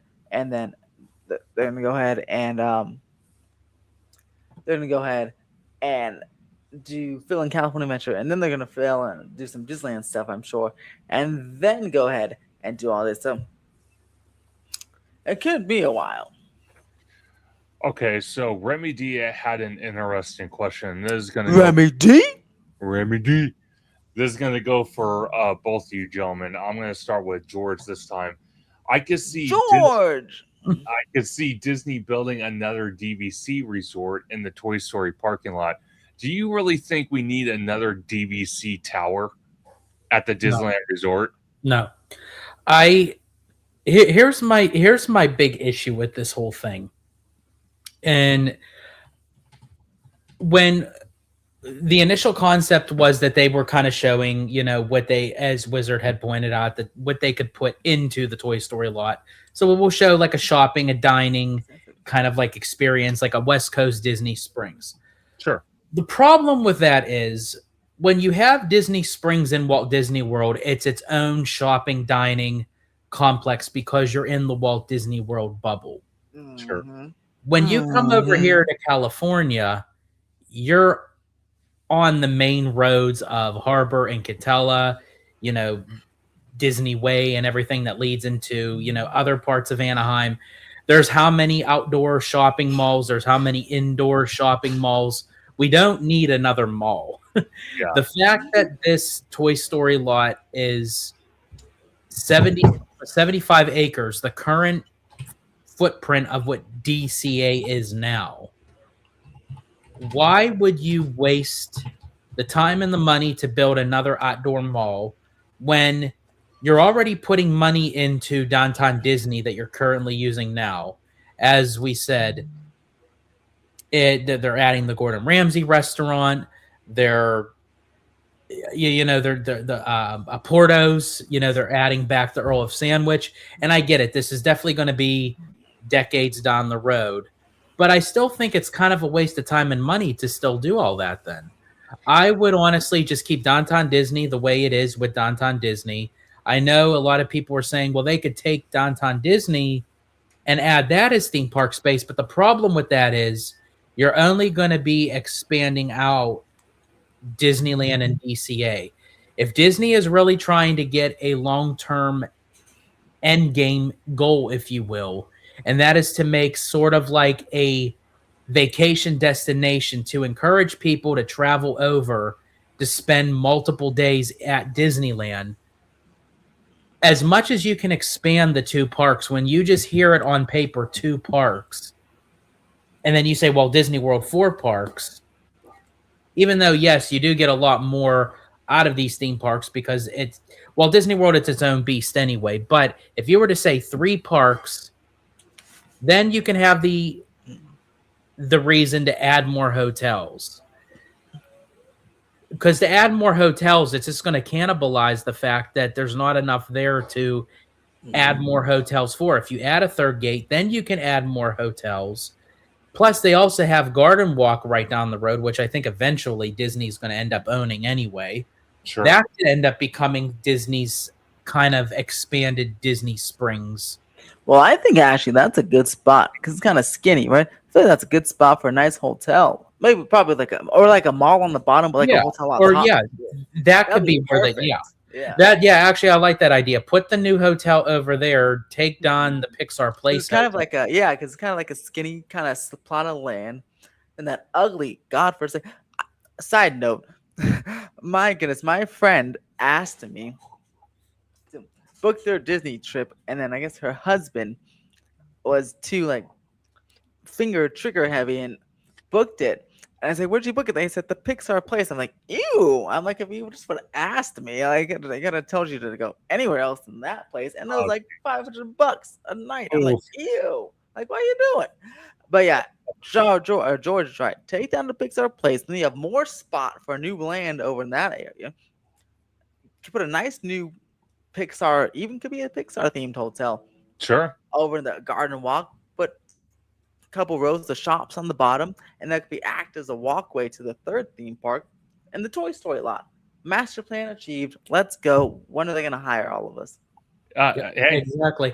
And to your question, Conductor, about DVC, no, we don't need any more DVC. I think honestly that fits more into the realm for Walt Disney World or like Alani or like traveling destination. I don't see that being a big draw. Exactly. I think we just get a regular hotel, but themed.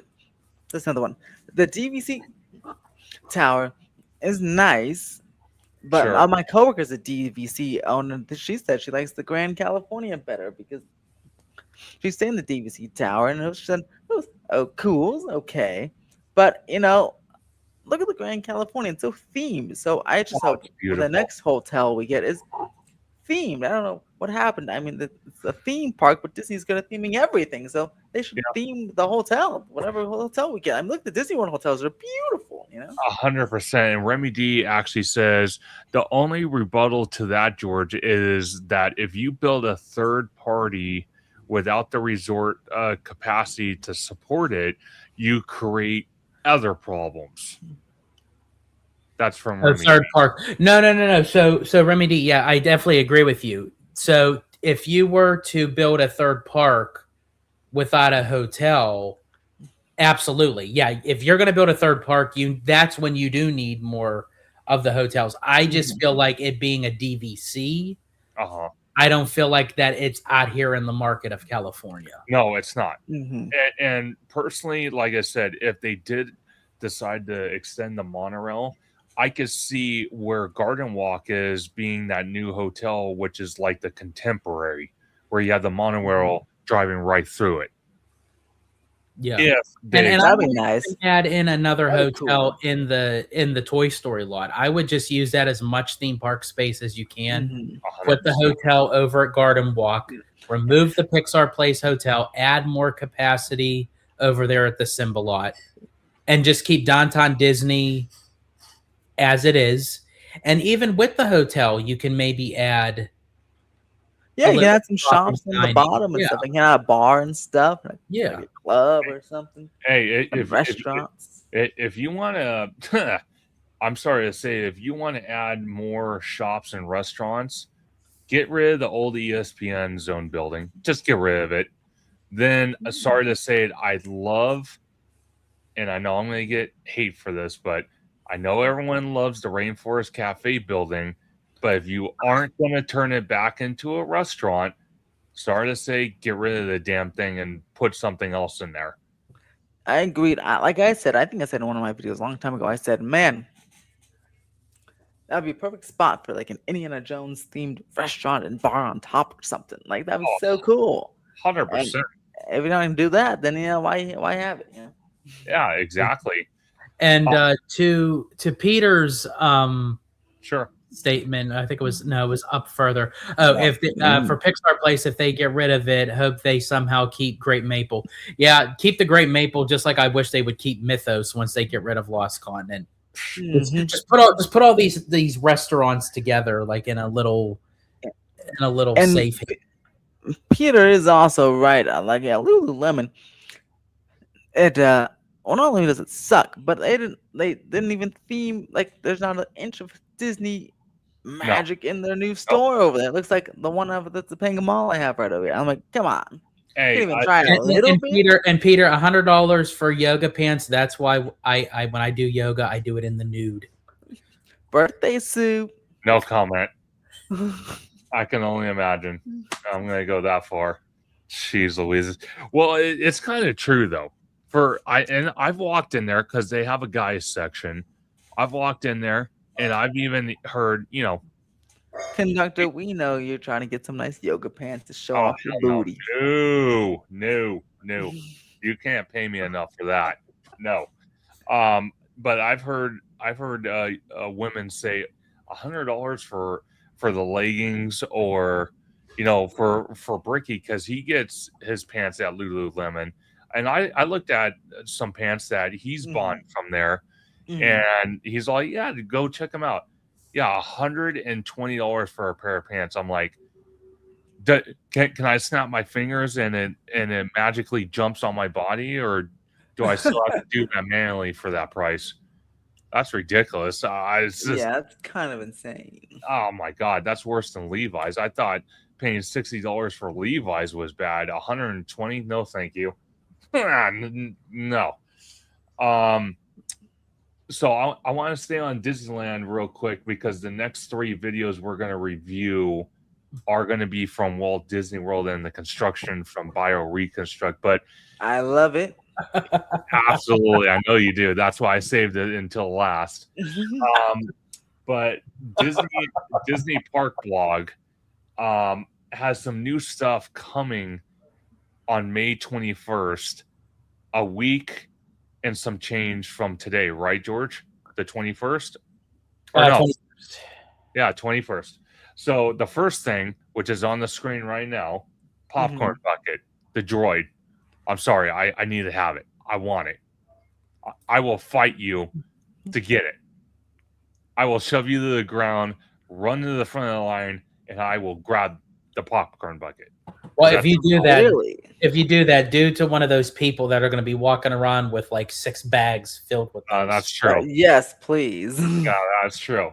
Because that is a nuisance, and I hate looking at it. It's disgusting behavior. But I do like they came out with the popcorn bucket of the droid. What I also like is this right here, the jetpack with Grogu on it, and you have this kind of like hose. That's pretty dope. I like that one. Yeah, I like that one. That one and this one right here. A sipper? What is it? The Grogu thing? This one's a sipper. Oh, that's This cool. one's a sipper. And then they also have a third one, which I was kind of culture shocked. They didn't wait until July 2nd, which is going to be, what was it, George? The American Eagle bird for soaring across America? Sam the Eagle. Yeah, I think it's quite interesting. A lot of the 250th America offerings are coming out May 21st, which I thought was kind of interesting. I get that they probably want to capture the more Memorial Day crowd, I'm sure. Yeah, I think they want to have a little bit of a stretch, because if you just have it for the 4th of July or then it's like you want to have a little. But yeah, I actually didn't even think of that, Wizard. Actually, for the Memorial Day crowd. Yeah. So get ready to wait 8 hours for one of those novelty items, because you'll have to stand in line in the Mickey and Friends garage. That's what's going to start. Probably. Hey, you know what? I'm going to be fair though, because I know, and I think we need to talk about it, because George got the short end of the stick. But when they dropped the popcorn bucket, which is the Pixar Pal Around, which you can see behind me on my dresser over I here. really wanted that one too. Yes, I will tell you straight up that I did the virtual queue for it, and literally went to Hollywood and Dine in the Hollywood backlot, literally walked up to the counter, snap of a finger, I had it. Yeah, you had it like in less than 2 minutes. And I'm like, okay, this is going to be fine. I ended up putting mine in, and it was like we waited by the popcorn cart over by Soren. Oh. It took like almost like an hour and a half. Yeah. Terrible. And Disney Scoop Guy was in line with his group of friends, and we're looking at each other like, what in the hell is going on here, man? It was ridiculous. That line was totally stupid. So I hope they have the popcorn bucket and the sipper at enough locations where they can kind of sprawl. Well, I think it's kind of funny now that Hallmark actually has the holiday ornament of that Pixar Pal Around. Yeah, they do. That's funny. I've seen it. That's actually hilarious. Hey, there you go, Wizard. You gotta get it. You have to do it. Yeah, actually, nothing's kind of big. I'm kind of running out of space. Well, I have to ask, yeah, what is on that burger? I was trying to read it earlier. Oh, that looks disgusting. It says, let's see if beef and pork. Yeah, a bounty That's bun. not too bad. Yeah, a bounty bun with spiced beef and pork with tomato, cherry, golden aioli, and sauteed blue onions, which is blue dye on onions. That's what that is. World. No, it says it's for Disneyland, Peter. I think it's for both. Oh. I think they're debuting in both spots, but still, okay. That's a lot of. And then Remy D says you should have to go through an interview to be able to buy these special merch items. Stop the scalpers. Oh, thank you, Remy D. Big shout out to Remy D on that one, because I agree. Well, I don't understand. They limit other items to just 2 per person. So why don't they just do everything? See, this is my thing, because this is what people do. They bring in their posse, their entourage. Oh, they all spread out. They all get 2 apiece. But this is where Disney should stop them. If they see someone walking in the park with 6 bags, that's when they should approach them and say, how did you get so many? Yep. Because they're just walking all proud, like to say, oh, I got 6 of them. So so people are going to start questioning, if we're entitled to 2, then how come they're walking around with 24? Yeah. So this is interesting to me, because this shows me, I don't know how much Disney actually cares about this crap. No, they don't. This is interesting because look how fast, right? They what do they sue or something? The OpenAI for using their characters or whatever. Look how if they really want to take action on something, it seems like they do it really quickly. So the fact that they just let these scalpers do their things, it shows it's almost like they don't care that much. And that's kind of saddening to me. That's actually could really get cracked down on them if they really want to. Yeah, that is true. I mean, if they really want to, it is. They say it, but they don't enforce it. But Ryan says, why don't they just scan the magic key or the ticket? Yep. So then once it's scanned, that if you get your can't also get on it. See, there's so many things that are like not rocket science. So like, dude, so that's why I'm like, I don't know, like, how much do they actually care? Like, I don't know. They don't, because that would be such an easy thing. Scan your pass, and then boom, your process can't get it because you already. I mean, you already got some. You just can't get it again. It's Yeah. like they seem like they try to show that they care, but yeah, you're right. In the long term, if they really did care, they would crack down on it. Well, and the scanning the passes would help too, because let's say that person wants to go back and get it like again, like a week later or 2 weeks later. Like, nope, yeah, you already got one, so you can't come back and get another one because you already got your two. See, I like that, and that's a small change they can make to assure everyone has a chance to get. Because I will tell you this: me and George and Abby went to Storytellers, and we rope dropped the first dining experience with Humphrey the Bear. And I will tell you this: I had the Pixar Pal Round, the one behind my shoulder, on the table, and all these cast members that work in Storytellers came up to our table and started asking, "Where'd you get that?" Because we went on break and we went at the designated locations and we couldn't get it.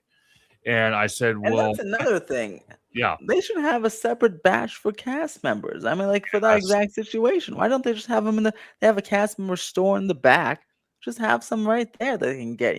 That way they're not just with the rest of the people, because then it makes it even worse. oh, it's I totally." mean, that's so terrible. I mean, these guys were, you said, were working and they try to get one on break and they're sold out already. That's terrible. Yeah, it's horrible. I will say the best experience out of that was having the characters come up and have me turn on the lights on it and spin it around. That was fun. Cool. That was funny. And honestly, I wouldn't do it subtle either. If you go up and they scan your magic key or your ticket and it shows that you already got it, alarms should go off, whistles should go off. The security should come tackle your ass down to the ground, handcuff you, take you to the back, and George is not screwing around. He wants the full force. Yeah, that almost sounded like a warning. Like, look, this is what's happening if you try to. We're serious this time, so don't do it. God. Yeah. And then we had some interesting news last night, and George was super excited when I brought this to his attention.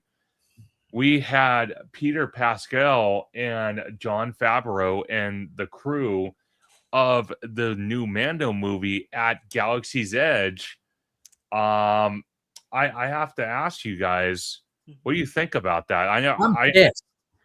I'm like downright. I can't believe it. Well, like, let me ask you a question for both of you. Sure. Because I've been seeing online. I'm like, so was it an influencer event, or was he just there and was it real guests? Because I'm confused. I don't know. I see people online saying those are influencers, and I'm like, I don't know. Was it an event? Was he just there? Like, what do you guys think? I think what it was sort of like on their kind of like their press tour for the movie. They just happened to stop at Galaxy's Edge, but I think it was not official, like a media event. But I think like if I had a reservation to Disneyland yesterday and I was in Galaxy's Edge, you would have been able to see them. Okay, so yeah, because I saw people get so upset, like, oh my god, I think it's that. Why is it always the same people? I'm like, oh, I don't know what's going on. But I do think that there were a lot of influencers that probably got tipped off. Yeah. But what was so irritating, not really for the whole notion, but it was just like, I was there the 14th, the 15th. They decided to come to the 16th. That'd be funny if you were there the 17th. I just find that is like so inconvenient. Like, and I think that's like kind of rude of them. Like, we shouldn't have to go around their schedule. They should be working around our schedle. Our schedules are busy. George, when he's coming. Yeah. Our schedules are busy too, like 100%. But it does show that Disney likes doing this, but I do agree with George and you, Wizard, that I kind of feel like, they should do like a special event. And what I mean by that is it's a normal park day, okay? But instead of just having media, like for example, another opportunity to make money. They can sell a special kind of media ticket for D23 members that people D23 members could buy. And when a celebrity like this shows up and does a cameo like that, like Johnny Depp did with Jack Sparrow, they get exclusive access or firsthand access. You know what I mean? Yeah, or maybe like a chance, yeah, like a meet and greet situation. Like everyone, if you're in the park, you can see them. But if you have this special ticket, you can go in the back and like take a picture with them or something. Yeah, Sure. cool.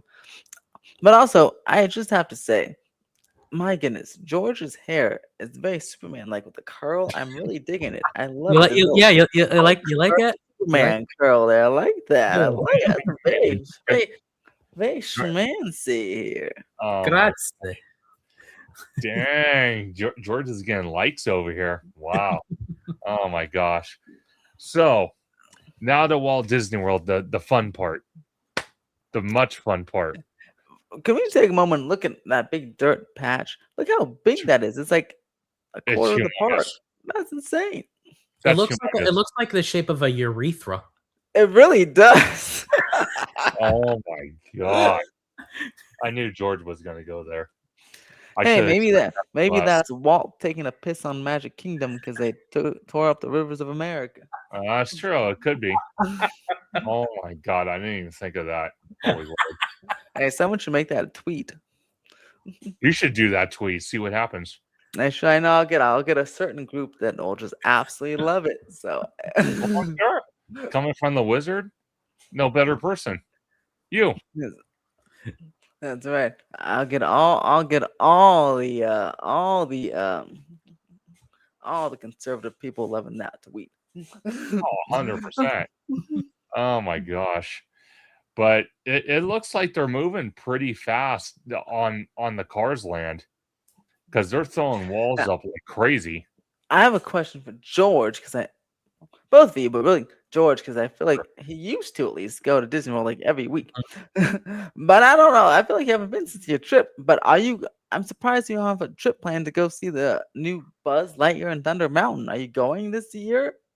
Not this year. I can't believe we just missed it by a couple months, but no, I'll see it next year. When we go. Because you're going on a cruise, right? Both of you and Tommy, yes. Yeah, we're doing a cruise, and then we're also gonna wait to see also for D23 to see when the opening for Tropical Americas is, because I'm assuming that they would want to have it open by summer of 27. Yeah, that'd be so cool. Yeah, I was like surprised because there's Magic Kingdom has a lot of nice updates here. The Buzz stuff, from what I've seen, looks pretty good. I like it. And Thunder Mountain, I heard it's nice and smooth, so that's good. Some nice little Magic Kingdom upgrades, and then 4 new rides coming. That's super awesome. I think super excited for that. Like in 2029, the villain stuff should be really cool. I want to get out there for all of that in like 2029. And Kanto, I'm excited to hear more about that. And just can you believe D23 is just in 3 months? Not too. That's crazy. It's crazy to me because it's going to be my first time ever going to D23. I've never done it. And I have some decent news for you guys. My buddy, or our buddy, Sean, has an extra ticket. So I said I'd take it. So I'll see you guys over there. Ooh, there we go. Nice. I love it. What kind of ticket is it? The 3-day? He said it's a 3-day with the Hondas in it. Ooh. Hey, Mr. Baller there. Getting hooked up. Nice. I love it. Getting to pimp my ride. Yeah, pretty much. And which ones do you guys have? You have that one, right? You have 3-day something. There's something. We have the 3-day, but we have it as the individual. We don't have like the full 3-day. Oh, but I wanted to go just a Saturday and think, but then I was like, oh, I have to be a D23 member. I'm like, oh man, and I have to pay for that. I'm like, oh man. Then I just got lost track. And he said I have an extra one. I'm like, okay. It'll be my first time too. I never been. Oh wow. Yeah, no, I've never been. I told George I don't know, I had this weird, insight. So I'm like, okay, I'm gonna just start watching D23 videos. So I literally spent 2 nights in a row after work just watching all these D23 2024 videos, and it's a exciting event. There's a lot that happens on the showroom floor. There's a lot that you could see with WDI, with Lucasfilm, with the cruise line, all these other little booths. Oh, and also keep an eye out for the panels and presentations that they're going to hold inside the convention center, because a lot of people, that has now become like so oversaturated, because a lot of people are now just focused on the Honda Center presentations, that they do a lot of great convention center presentations. The one that I missed back in 2019, I was like so bummed, because I think it was 2019. Or was it 22? No, I'm sorry, 2022. It was 2022 for the anniversary of the Muppet Christmas Carol. Everyone who attended that one said that that was like a phenomenal panel. And unfortunately, it was during the time of the parks presentation, but you know, that parks presentation, what happened in 2022. So the Target presentation? No, that one was 2019. Oh gosh, there's been so many awkward ones. Well, speaking of that, George, since you are a veteran of D23, and I still call you a veteran because basically you've pretty much attended all the D23 events here in Anaheim going back to 2009. And I still consider myself a charter member, even though that they knocked me off. I'm sorry, that was completely BS. Yeah, I agree with you. That should have never happened.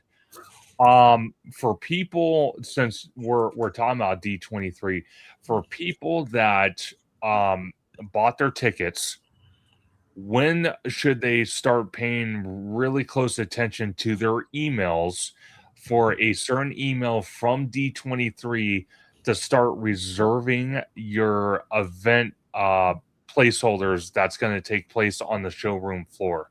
So you're picked.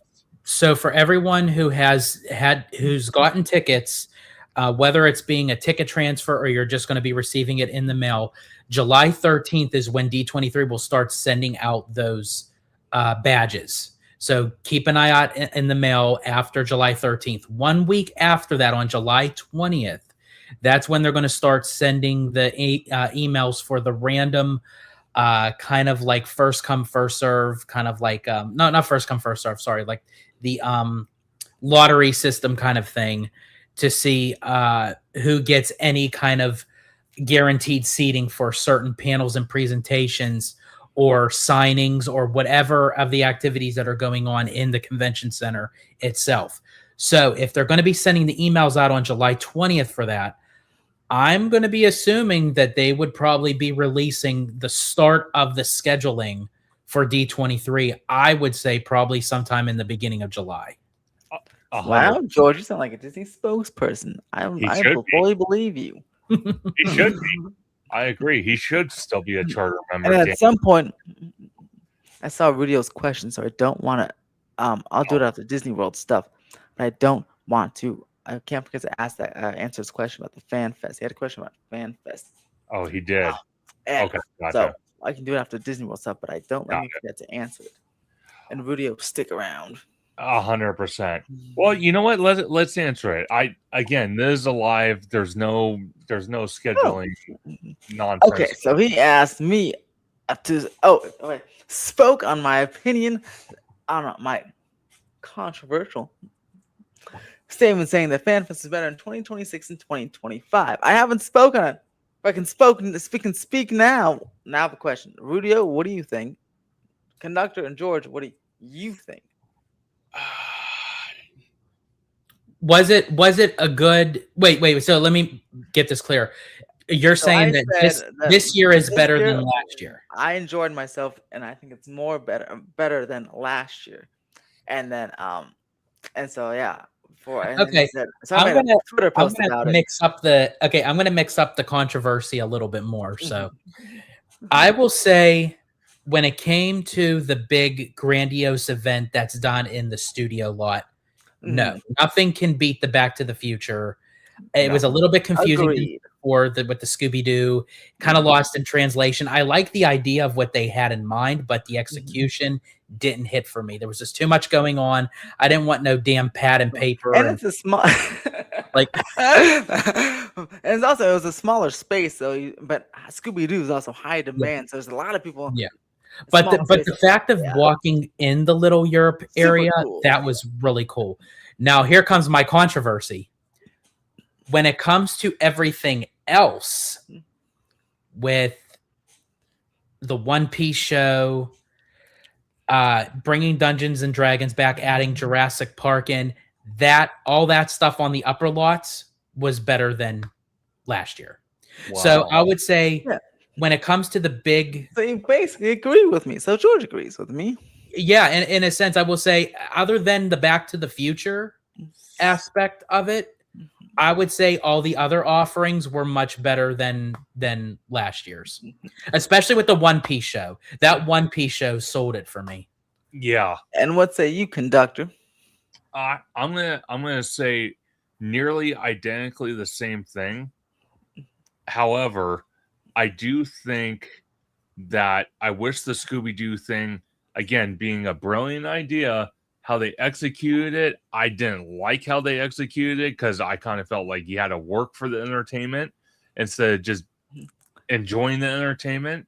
And I will say that besides Courthouse Square and Back to the Future, I did kind of find the Star Trek walkthrough pretty damn awesome, even though I'm not a huge Star Trek fan. That was pretty cool. Me too. I did find But that.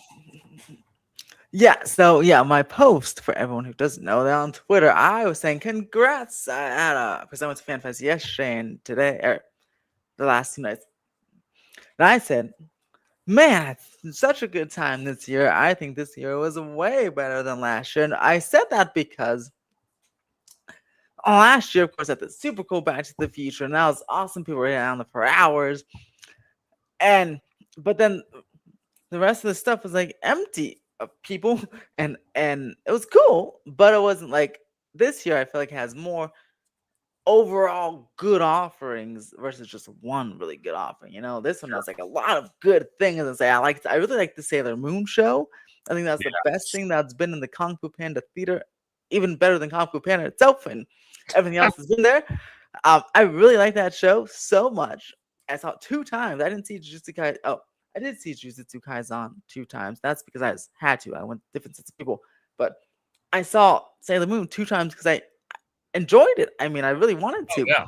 And keep in mind, this is from someone who, I really know nothing about any anime. I've seen like 2 episodes of One Piece because my cousin made me like a long time ago.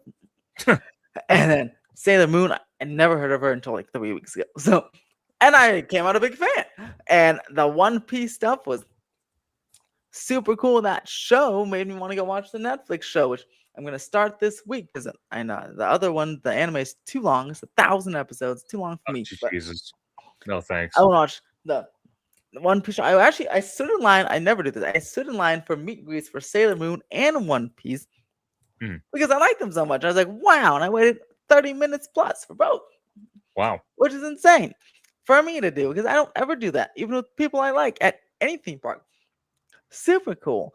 And then the Yoshis, what a night and day difference. The Yoshis was was much better. Much better than the first year. They brought like all the Yoshis out. They did their little dance. And oh my gosh. I saw that every time. It was so cool. The Jurassic Park Raptor show. I was like, dude, that was fire. Talking to Ian Malcolm, incredible. And even John Hamm and the rest of them.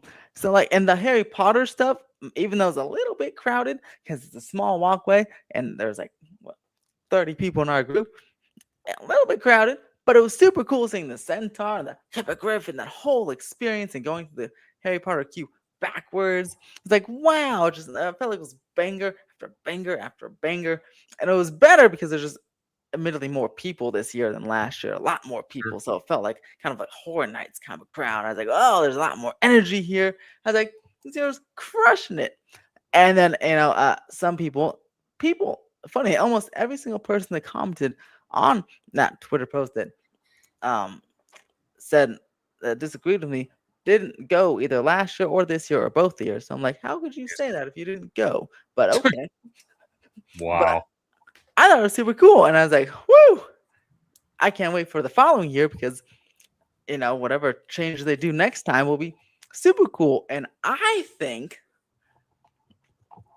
they should take away the tram element and use that money, however, Back to the Future and Scooby Doo cost, right, to add like a couple more walkthroughs. So you have maybe instead of Yes. 2 walkthroughs, you have like 5 walkthroughs. That'd be like with all this different IP. I think that'll be really cool. Be like more like Horror Nights, but maybe even better because there's like all ages. That's so many babies and strollers this year. It's like all with the little Yoshi hats. I'm like, look at this. Everyone can enjoy from 0 to 100. This is so cool. So I hope they do that. If they bring back the backlot, I don't know where else they can go. I like that idea. Like, what if they put us on the tram just to get us down there to the lower lot area, and then just have us go off, and then we just walk from Hill Valley to Little Europe to like literally the New York area. Just like have us walking wherever, depending on what else they put in there for the different themes. 100%. Yeah, that'd be pretty cool. Like actual like walk like Horror Nights used to have back there too. It's so cool. So yeah, I mean that's bullshit. Why should Spielberg be the only one to do so? Exactly. Oh but my god. Yeah, so next year will be amazing. This year was awesome. The amount of people was awesome. For the One Piece show, Waterworld is super cool, and the Purge at Horror Nights is also pretty cool.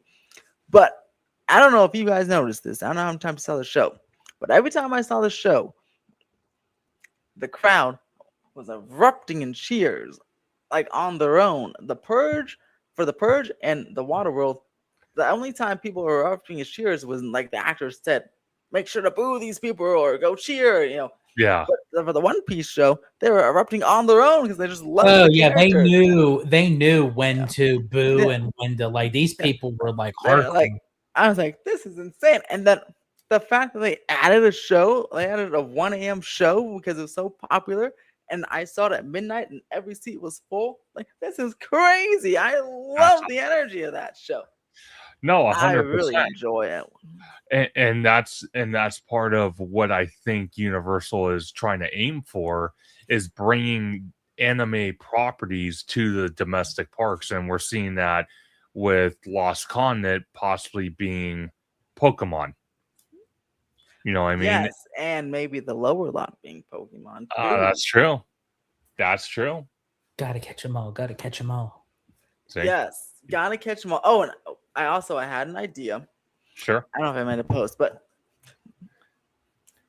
right now, as of today, the One Piece Sanji's Gali restaurant is still open with all the themed food right now.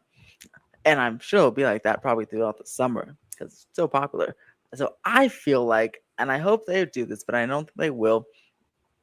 One Piece seems like a nighttime show. I don't know how you can do it in the daytime because of all the cool like effects. So I think they should do a hybrid Waterworld in the daytime, and then in the summertime at nighttime do like a couple of One Piece shows. I'd love that so much. I don't think it's gonna happen, but I feel like that'd be a great hybrid, because I think so. It gets people to stay all the way till 10 o'clock at night and they close the park later because there'll be a whole reason to. Yes. And they keep the restaurant still there, so they have an excuse to keep the show. There'll be a nice hybrid. People like Waterworld can see it in the daytime. People like One Piece see it at nighttime. People like both can go back to the show 2 times and they have reason to stay longer. So I like that idea. I hope it happens. And I hope people like the idea because I think it's a good compromise. Well, let me ask you this, Wizard, because I've heard people say on social media, do you think it's possible with the next celebration coming up, which is Mega Movie Summer, do you think One Piece would stick around for Waterworld? And do you think Jurassic Park will stick around for the lower lot? Well, this is interesting. I went today. And you'll see in my video on Tuesday that all the Jurassic stuff, it is only like the day after, but all the Jurassic Park stuff is still there. To be fair, I think all the other stuff is still there too. But it is interesting that it is still there. So I mean, I wouldn't be surprised if they sticks to Mega Movie Summer because like it's a big blockbuster franchise, right? It fits with the Mega Movie aspect. So even if I hope the Raptor show would stay too, but even if it doesn't, I feel like that could easily stick around because it's just some props and it's just already there. So Sure. I feel like that'd be a nice added thing to do. And like I said, as Rudy said, they're printing money with One Piece, so that can be part of Mega Movie Summer too. No, 100%. Well, let me ask you this, Wizard, because where they currently have the Jurassic Park set up for FanFest is where you actually brought to attention to all of us on social media that they're supposed to be putting one, if not two, of the spring tents that we see out in Orlando that they use for Halloween Horror Nights. Do we have any updates on those? So this is very interesting. Also, I do agree with you. I hope they have something for the Odyssey for Mega Movie Summer. I agree. Either on the studio tour or Yeah. in the park. Honestly, if Yeah. they just skipped the Nope section on the studio tour and just drove us past that big boat that's still there on Falls Lake, that'd be a great ending for me. But as far as the as a Horror Night, that space. So in the permit, on the newer permit map that they accidentally put on there, it shows there's an approved structure for that space. Like a structure is supposed to be there. It show whether it's one big building or whatever it's supposed to be there. I don't know when it's gonna happen or when they're gonna start on it, but maybe after this year's Horror Nights, like next year, because I feel like it would take a few months to build. But there is an approved structure there. It literally says in the permit document. So I don't know if it's a spring tent or an actual building or both. Or not, okay, it can't be both, but one or the other. But I do know that, well, I have heard at least the Jurassic Park will be sticking around for Mega Movie Summer, and that spot there, I thought maybe it would be used for a Horror Nights house this year, just a regular tent, but then that went away. And if you look at the speculation map, there was the first iteration had something in that spot, and then now it's gone. So I guess it'll be just Q again. But hoping next year for January 2027, maybe they can start construction on the actual approved structure there. So we have another event space for either Fan Fest nights. That's be a whole another walkthrough for Fan Fest nights and Horror Nights. So Sure. I hope that does happen. But there is something will go there, or at least it's approved to go there, and I hope it does happen in the next year or so, because 100%. the more mazes we can get, the better. Oh, 100%.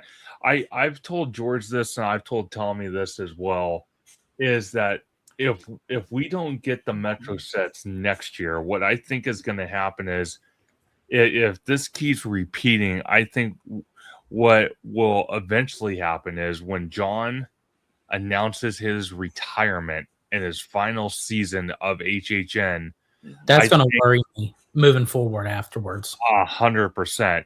But I think they'll allow him to use the Metro sets and go all out. I liked when it was back there. Super cool walking around there and waiting in line. Dude, it was totally awesome because you literally felt separated from the theme park.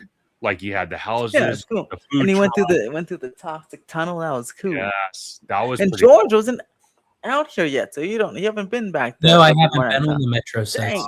Oh man, That's like, yeah, that used to happen like when I was a teenager. It was like way before 2020, like 2016, 17. yeah. And they had like 3 houses back there, and they had a scare zone. They would have to go through the scare zone, come back, and then you went through the toxic tunnel scare zone. It's pretty cool. And they had food and bathrooms back there. It was like its own little. It was like Back to the Future, that kind of setup there, but like Horror Night style. So it'd be like 3 houses, like a DJ. But I do remember going at this area at one point where it was like very dark, very creepy. It was like there was like a lot of like weird characters walking around. But then I realized I was in North Hollywood. And it was dark down an alley or something. A 24-hour scare, a 24-hour, 365-day-a-week scare zone. 100%. Wow, crazy. But gentlemen, thank you so much for being on this Conductor Sunday live stream. Oh, Thank quick, you. before you end it, what was the thing that you were going to bring up when you had it up on the screen? Was it Yes. the Monstropolis thing? Oh Yes, yes, my supports. I did. I wanted to just share this real quick because I paused it.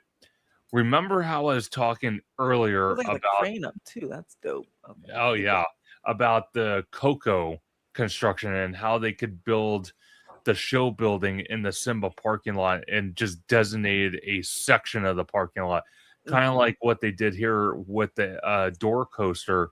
That's what I kind of feel they should do, and leave the rest of the lot for parking until the Eastern Gateway is done.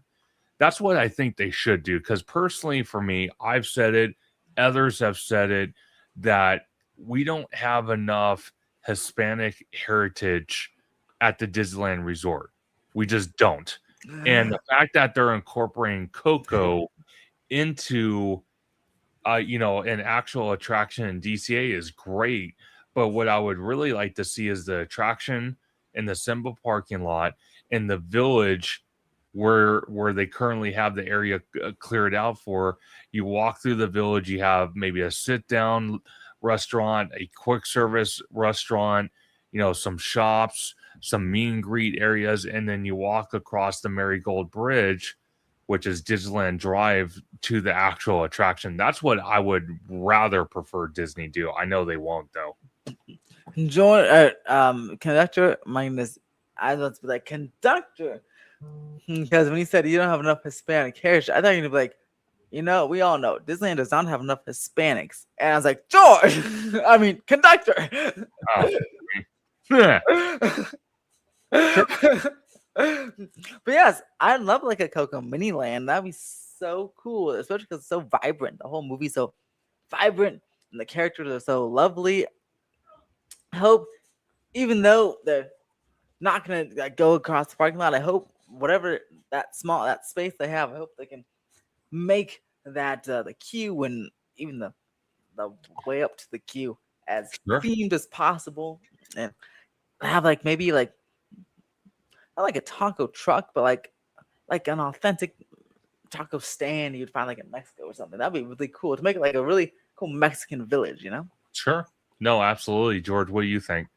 I've been wanting that from the very beginning. After coming out and spending like time in California, like as I said, I was a late bloomer, to know how culturally diverse it is out here, and it is big with the Mexican, Hispanic, community and what have you. As I said, growing up in the East Coast, I've only known two Hispanics, Jose and Enrique Garcia. That was it. Those were the only two people I grew up with. So coming out here, it was a big kind of culture shock, but that's why it would only be more fitting to not even just have a Coco attraction, but to have the village that Miguel is in. So that's like the walking area that you could have dining, you could have shopping, but then you cross over the bridge to the Land of the Dead, and that's where the attraction begins.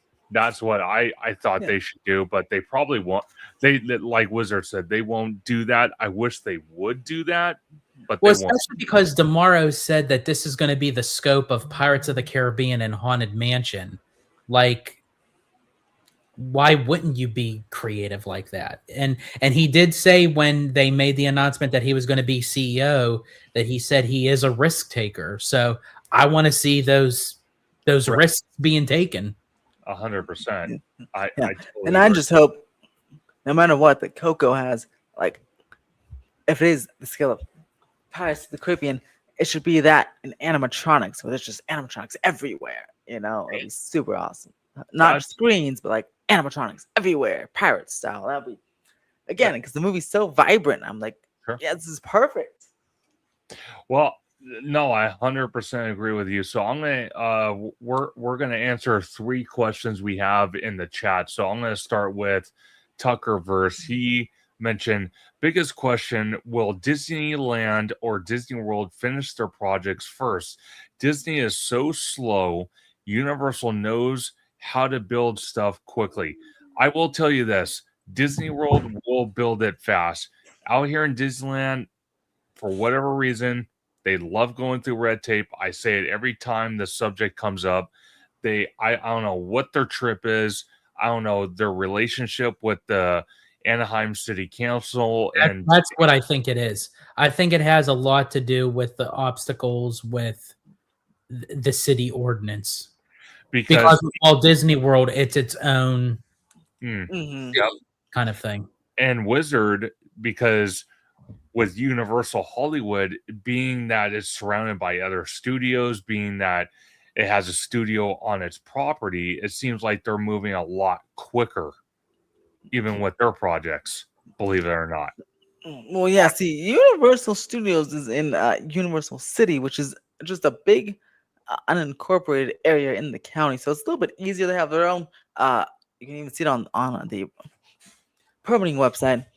They have their own big, it's called like a specific plan, but it's just a whole plan. And so what they do is it's one big guideline that gets updated every like 40 or so years. That's like just like Disneyland Forward. Disneyland Forward's like kind of like their update of their plan.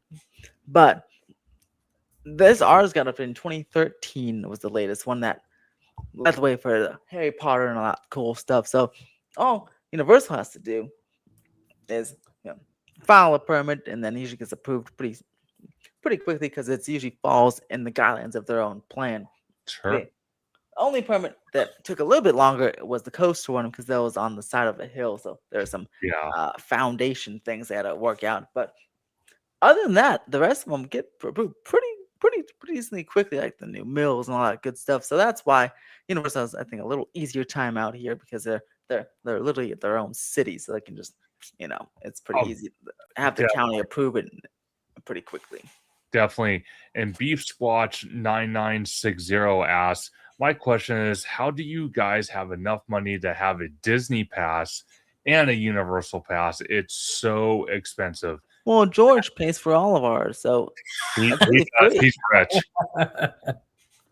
He's rich, so I don't know how he does it. I think for me, for that question is it's a lot of sacrificing for other things. Mm-hmm. A lot of other people, they like to go to like bars and clubs and even sports games. Those are sports games. Yes, concerts and concert tickets are insane. Yeah, or just 2 hours of fun. I just choose not to really do any of that stuff, and I basically just substitute that for the theme park stuff. Same here. Yeah. Go ahead, Wizard. Yeah, and say mine. It's, for example, like the Disney's are the most expensive, but I used to pay for that one outright, but now it's gotten too high for me, so I do the monthly thing. Same. Whatchamacallit, the Universal ones, that one I usually pay for outright because it's only about $600. So that one I just for the whole year I just kind of pay that one off. And the Six Flags one, it's about $13 for Six Flags and not combined on the new pass. So it adds up, but it's not like too crazy. The Disney one's the craziest one, but the rest of the other ones aren't too bad. Like if you do the Universal one per month, it's only $28, which is not too bad for the Platinum Pass. And I think you get your bang for your buck depending on how many times. If you go as much as we do, exactly. Yeah. Especially with the free parking and stuff, you save $40 every single time. So at least at Universal. So you eventually it's almost like you make money, kind of, but you don't make any. You're in the negative. Yeah, pretty much. I pay for it. I do monthly on both the Disneyland and Universal Pass. I think personally for me, I used to do it because I love the theme parks. I love enjoying the atmosphere. I love riding the rides and just hanging out with friends and meeting new people. But I also now add, because I do it for also the channel. So I do content for the channel. That's why I also have the pass. So that's how I pay for it, with the channel and, just, scripting and saving. Like George said, I don't go to concerts either. I can't tell you the last time I went to a sports game. I get asked all the time from buddies of mine, hey, you want to go to a bar and hang out? I'm like, what? So I could sit there and watch you drink? It's just not for me. So I just don't. So I save a lot of money where other people. I will say though, it is kind of fun to just go in a bar and just order a drink. You don't even have to drink it. You just sit there at the bar and go, "Nobody knows the trouble I've seen. Nobody knows my sorrow." You know what's interesting? Actually, George is on something because he will You actually did that? No, not me. You. No, not me. You. We will literally go to a place that is a bar like Ballast Point, and I'll watch this guy drink or eat food and sing, sometimes to the top of his lungs, where everyone around us is staring at us like we're lunatics. And I'm just like, yeah, I don't know this guy. I just sat down because there was a free seat here. So I don't know this guy. Crazy. And to answer Danny's question, I think I would guess the coaster would open in July for Fast and Furious. July, Danny Ray, 8797. July 4th weekend. Boy, is that a weekend? I don't know what day that is, but that'd be cool. When do they usually like open like a ride, respectively? Is it just random, or do they usually do it like on a Thursday, a Friday? Well, let's see. Super Nintendo or Nintendo World was February 17th. And July I think that was a Thursday. July 4th is on a Saturday. Oh, nice. Okay, I'm going to say. I guess I think they'll open it July 2nd. I'm going to say I hope it won't be July 2nd because I'll be in Disneyland. You better cancel the reservation. I'm going to say I'm stuck between June 18th or the 25th. It's one. I feel like it's one of those. That'd be around his birthday because his is the 21st. I want to say. I think I could be wrong on that, but somewhere around there. I think his is the 21st. Yeah. So one of those. Let's say either June 18th or June 25th. All right. June 18th or June 25th, July 2nd. Conductor, you gotta give a guess, or else you fail. I fail. Okay. Okay. You know what? I'm going to do what they do on The Price is Right. You say July 2nd, I say July 3rd. So okay, Mr. $1. Just taking one up. Oh God. But you know what? Oh, because if it is July 3rd, that's the isn't that the annual pass? No. Oh, that's June 3rd. Yeah, never mind. Now, I will say though, well, maybe not. I was gonna say if they were further ahead in testing, they could do soft previews for annual pass holders, but I don't think they will. Now that I think will happen in June. Yeah, but see, didn't you post something today where they put ride dummies back on the vehicles? That was Mondo, but that was an old picture. All the trains I had today didn't have any dummies, but when I saw today they were testing 3 trains at once. And then they had 5 total trains on the track, or in the station and on the track, which I think was all of them. Wow. They may have had a 6th one hanging around somewhere. Oh wow. So they have room for 6. And all of them were unwrapped except for one, which was partially unwrapped. Oh, that's interesting. Yeah. Hey, but I'm okay with that because they're expecting the high crowds, so why not? I'm okay with that. And those things were flying. That was great. Oh, I love it. I can't wait. It's going to be phenomenal. Me and George already dedicated. We're sitting in the front row, and Dom's Charger front row. Wow. Well, hey, let's show the people here. Let me share the screen. Let's show the people. Yeah, I'm kind of now questioning the fact. So I wonder if they're going to do the team member previews on June 18th or the 25th, and it opens. Let's see. I don't know. I think they would probably wait then after the 4th of July, because I think with the 4th of July crowds, it's just going to be over. So I'll say team member previews either June 18th or the 25th, and opens July 9th. Yeah, that's a good prediction. I like that Actually, prediction. let me show you the full. Let me show you the full thing. Hold on. Actually, let's show the people the full thing, shall we? Hold on. The full thing. Let's see. Okay. There we go. It's magic. Oh shit! It's magic. Okay. Oh, that should be it. That should be your tagline. It should play that music and then do, oh shit, it's magic. I like that. I gotta add that in there. I like that. I mean, come on, watch this, guys. Ready? Here we go. Here we go. There's George on the front row. Oh, 100%. George's going, George, I can hear George from all the way over here. I can see it. And then, see, then they, right there, look, see, then they send the other one out. Oh, how cool. Boom, crushed it. Uh-oh, double trouble. Double trouble. I love it. Double trouble. Oh, and here comes another one. Triple trouble. Triple trouble. Triple trouble. Sing it with me. Triple trouble. Triple trouble, triple trouble, triple trouble. That's right. Triple trouble. There's Conductor in the back row, flinging his arms up, saying, oh, yeah, take me away, wind. That's what the conductor is saying. Oh, 100%. You know I'm saying it.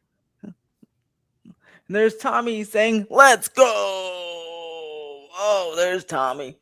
Oh, 100%. And here it goes, triple trouble. But watch this. This is where it gets interesting.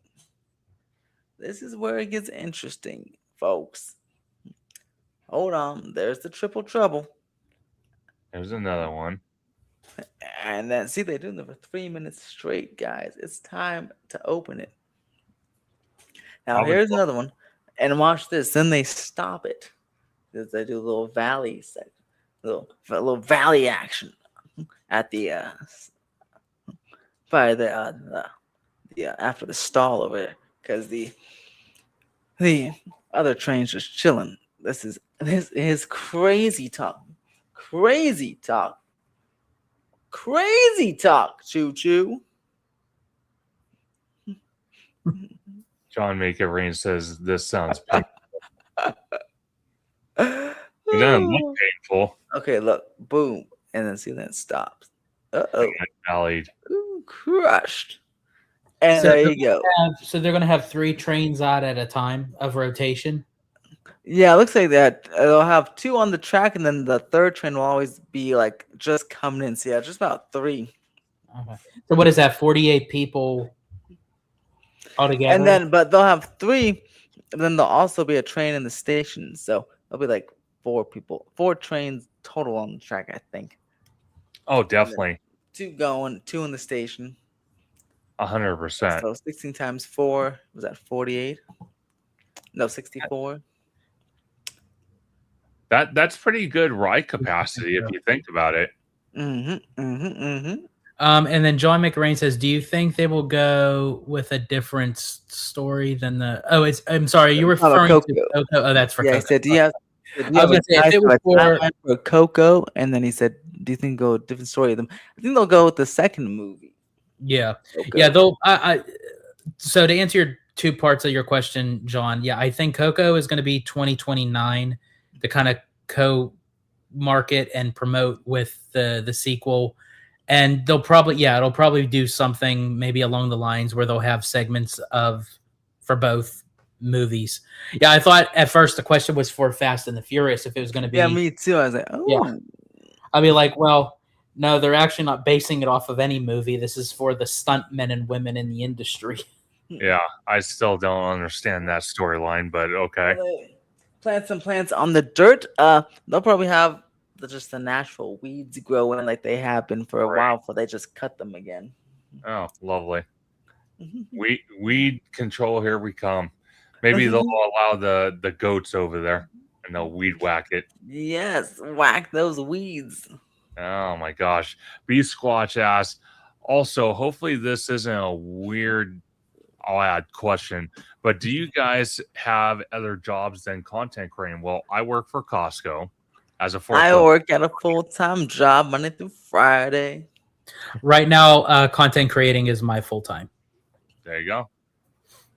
3 different, well, 2 same answers and 1 different answer. That's how it goes in life. That's how it goes. That's true. But gentlemen, this was absolutely amazing. Big shout out to everybody that joined tonight. We have 138 people in this live. Big congratulations to Wizard. Wizard, a little while ago, came out with his first edition book that you can get on Amazon now. And That's it's a right. great read. I love it. It's incredible. And I can't wait for the second volume to come out, hopefully pretty soon. Can't wait to see what it's all going to be about. And George, always being the Italian I love the most, I'm going to be seeing him in a couple of days. I kind of feel like... Excuse me? Are you cheating on me? No, never. You can come join us. Come on. It's going to be chaos at the Millennium Falcon. Oh yeah, hey, that opens this week, huh? I forgot about that. Yeah, you better make your park reservations. I better see you there because I need your wizard skills on the controls. So when are we all going to see the Mandalorian and Grogu or what? George? What Are was we it? all going to see the Mandalorian and Grogu or what? Yes. Yes, we're actually going to see it the day before the 22nd at We're at Garden Walk. Garden Walk. That's nice. Yep.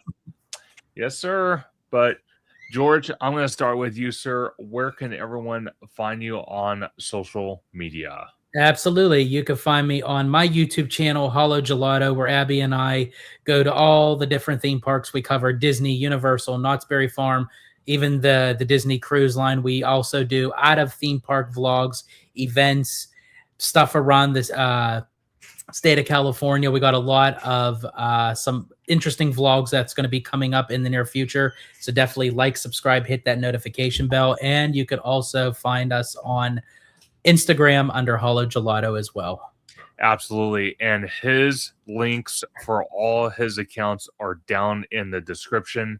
And the one, the only Mr. Theme Park Wizard, the absolute universal permit goat, the man, the myth, the legend himself. Where can everyone find you on social media? You can find me on Theme Park Wizard, Twitter, YouTube, Instagram, TikTok, Blue Sky, Threads, and more. There you go. Everywhere. Everywhere. Yes, everywhere. Every direction you look at, Wizard's right there. That's correct. See, there you go. I like that. And you do have... And also, really quick, and also, too, I have 2 Instagrams. You could also follow me personally under the Disney Italiano. Absolutely. I always forget to add my personal Instagram. Ooh, there you go. And Wizard, you actually have a Patreon people can sign up for, and you want to give people a little snippet of what that's all about. I'll give you a snippet. I'll give you a big snippet. You can go check out my Patreon, which will have like early access posts, access to my Patreon Discord, and some other cool permit info that I post, actual permits, and explain them so you know what we're talking about here. And Absolutely. early access to videos and more, sometimes exclusive videos and podcasts. Patreon is where it's at. Absolutely. I'm sorry. And Conductor, I'm so very sorry. I keep on cutting you off. There was one other thing. Abby, if you're still in the chat, if you wouldn't mind posting the link. I'm also part of the chalk walk that's going to be going on in August. I'm going to be doing the walk with several collaborators at Disneyland. So if Abby puts in the link, if anyone could do any kind of donation, it would greatly appreciate it for a bigger cause. For the kids that are held up in the hospital with terminally ill illnesses. So definitely, as I said, any contribution would help out. But yeah, that's for the annual chalk walk that will be held at Disneyland on, I think it's August 2nd, I believe. Absolutely. And it goes for a great cause. So anything you guys can help out with would be much, much appreciated. Haunter, Oh, and one more thing. Just kidding. Sure. I have no more thing. Okay. I was trying to be nice. Now I'm going to crack the whip. No, Hunters Unite said, great stream, guys. Can't wait for more adventures and updates at the parks. Have a good night and great weekend, everybody. And also, I want to give a big shout out to the whole theme park conductor community and our amazing guests we've had on the show since the very beginning to get me to 6,000 subscribers as of this morning at 10 a.m. Big shout out to, and soon it'll be 60,000. I would love that. Let's keep that steam train rolling with everything. Shoo! See, I did it. That's right. I'll do it later. And you got Squonky over there. Squonky! God, I'm not doing it. My roommate's sleeping. Nice try. It's not happening. Come on. They want to hear you. No. Come on, Squonky. Do you want me being out in the street? Would you like that? Yes. Yeah, because then you could just walk down the street and go, Squonky? Yeah, that's going to do me very good in 30-degree weather at night. Sure. Yeah, 30 degrees. You must be crazy. A little bit. I'm an adventurous. What can I say? A Squonky? No, absolutely not. But everybody, have a wonderful night. I will see you guys this coming week at Disneyland with Hollow Gelato, boots on the ground, as we tackle the new overlay for the Millennium Falcon featuring Grogu and Mandalorian. Yeah, God help us is right. Alongside the 2 popcorn buckets and the sipper I'm going to try to get. I just have to say one thing. I swear to God, if we have to do virtual queue or we're waiting in that line and we get 2 young kids that are piloting that thing, I'm sorry. I'm kicking them out. I'm like, I did not stand in this line to get it all messed up. It's like, no. I'm gonna tell you this though, and you're hearing this first time. What if it does go virtual queue for the American Patriot Eagle popcorn bucket? Whatever you do, book it and do it at the Hollywood backlot at Hollywood and Dine. Do not do it next to soaring over. Yeah, I just picked that one randomly thinking, oh, no one's going to go over there. And they had a freaking line at the wazoo. Yeah, that day, I have a feeling is going to be virtual queue central. Oh, it is, because you have 2 popcorn buckets and the sipper dropping. And then the ride. Yeah, and the ride. Yeah. So it's going to get nuts. But everybody, I will see you at Disneyland. If you see me in the parks, you can see me off in the distance. And George, you can hear from... You can hear me. You could see him, but you will hear me. So just know, if you see me off in the distance, George is very close nearby. I can promise you. He's like a snake in the weeds. He hovers. He's like in the area, in the vicinity.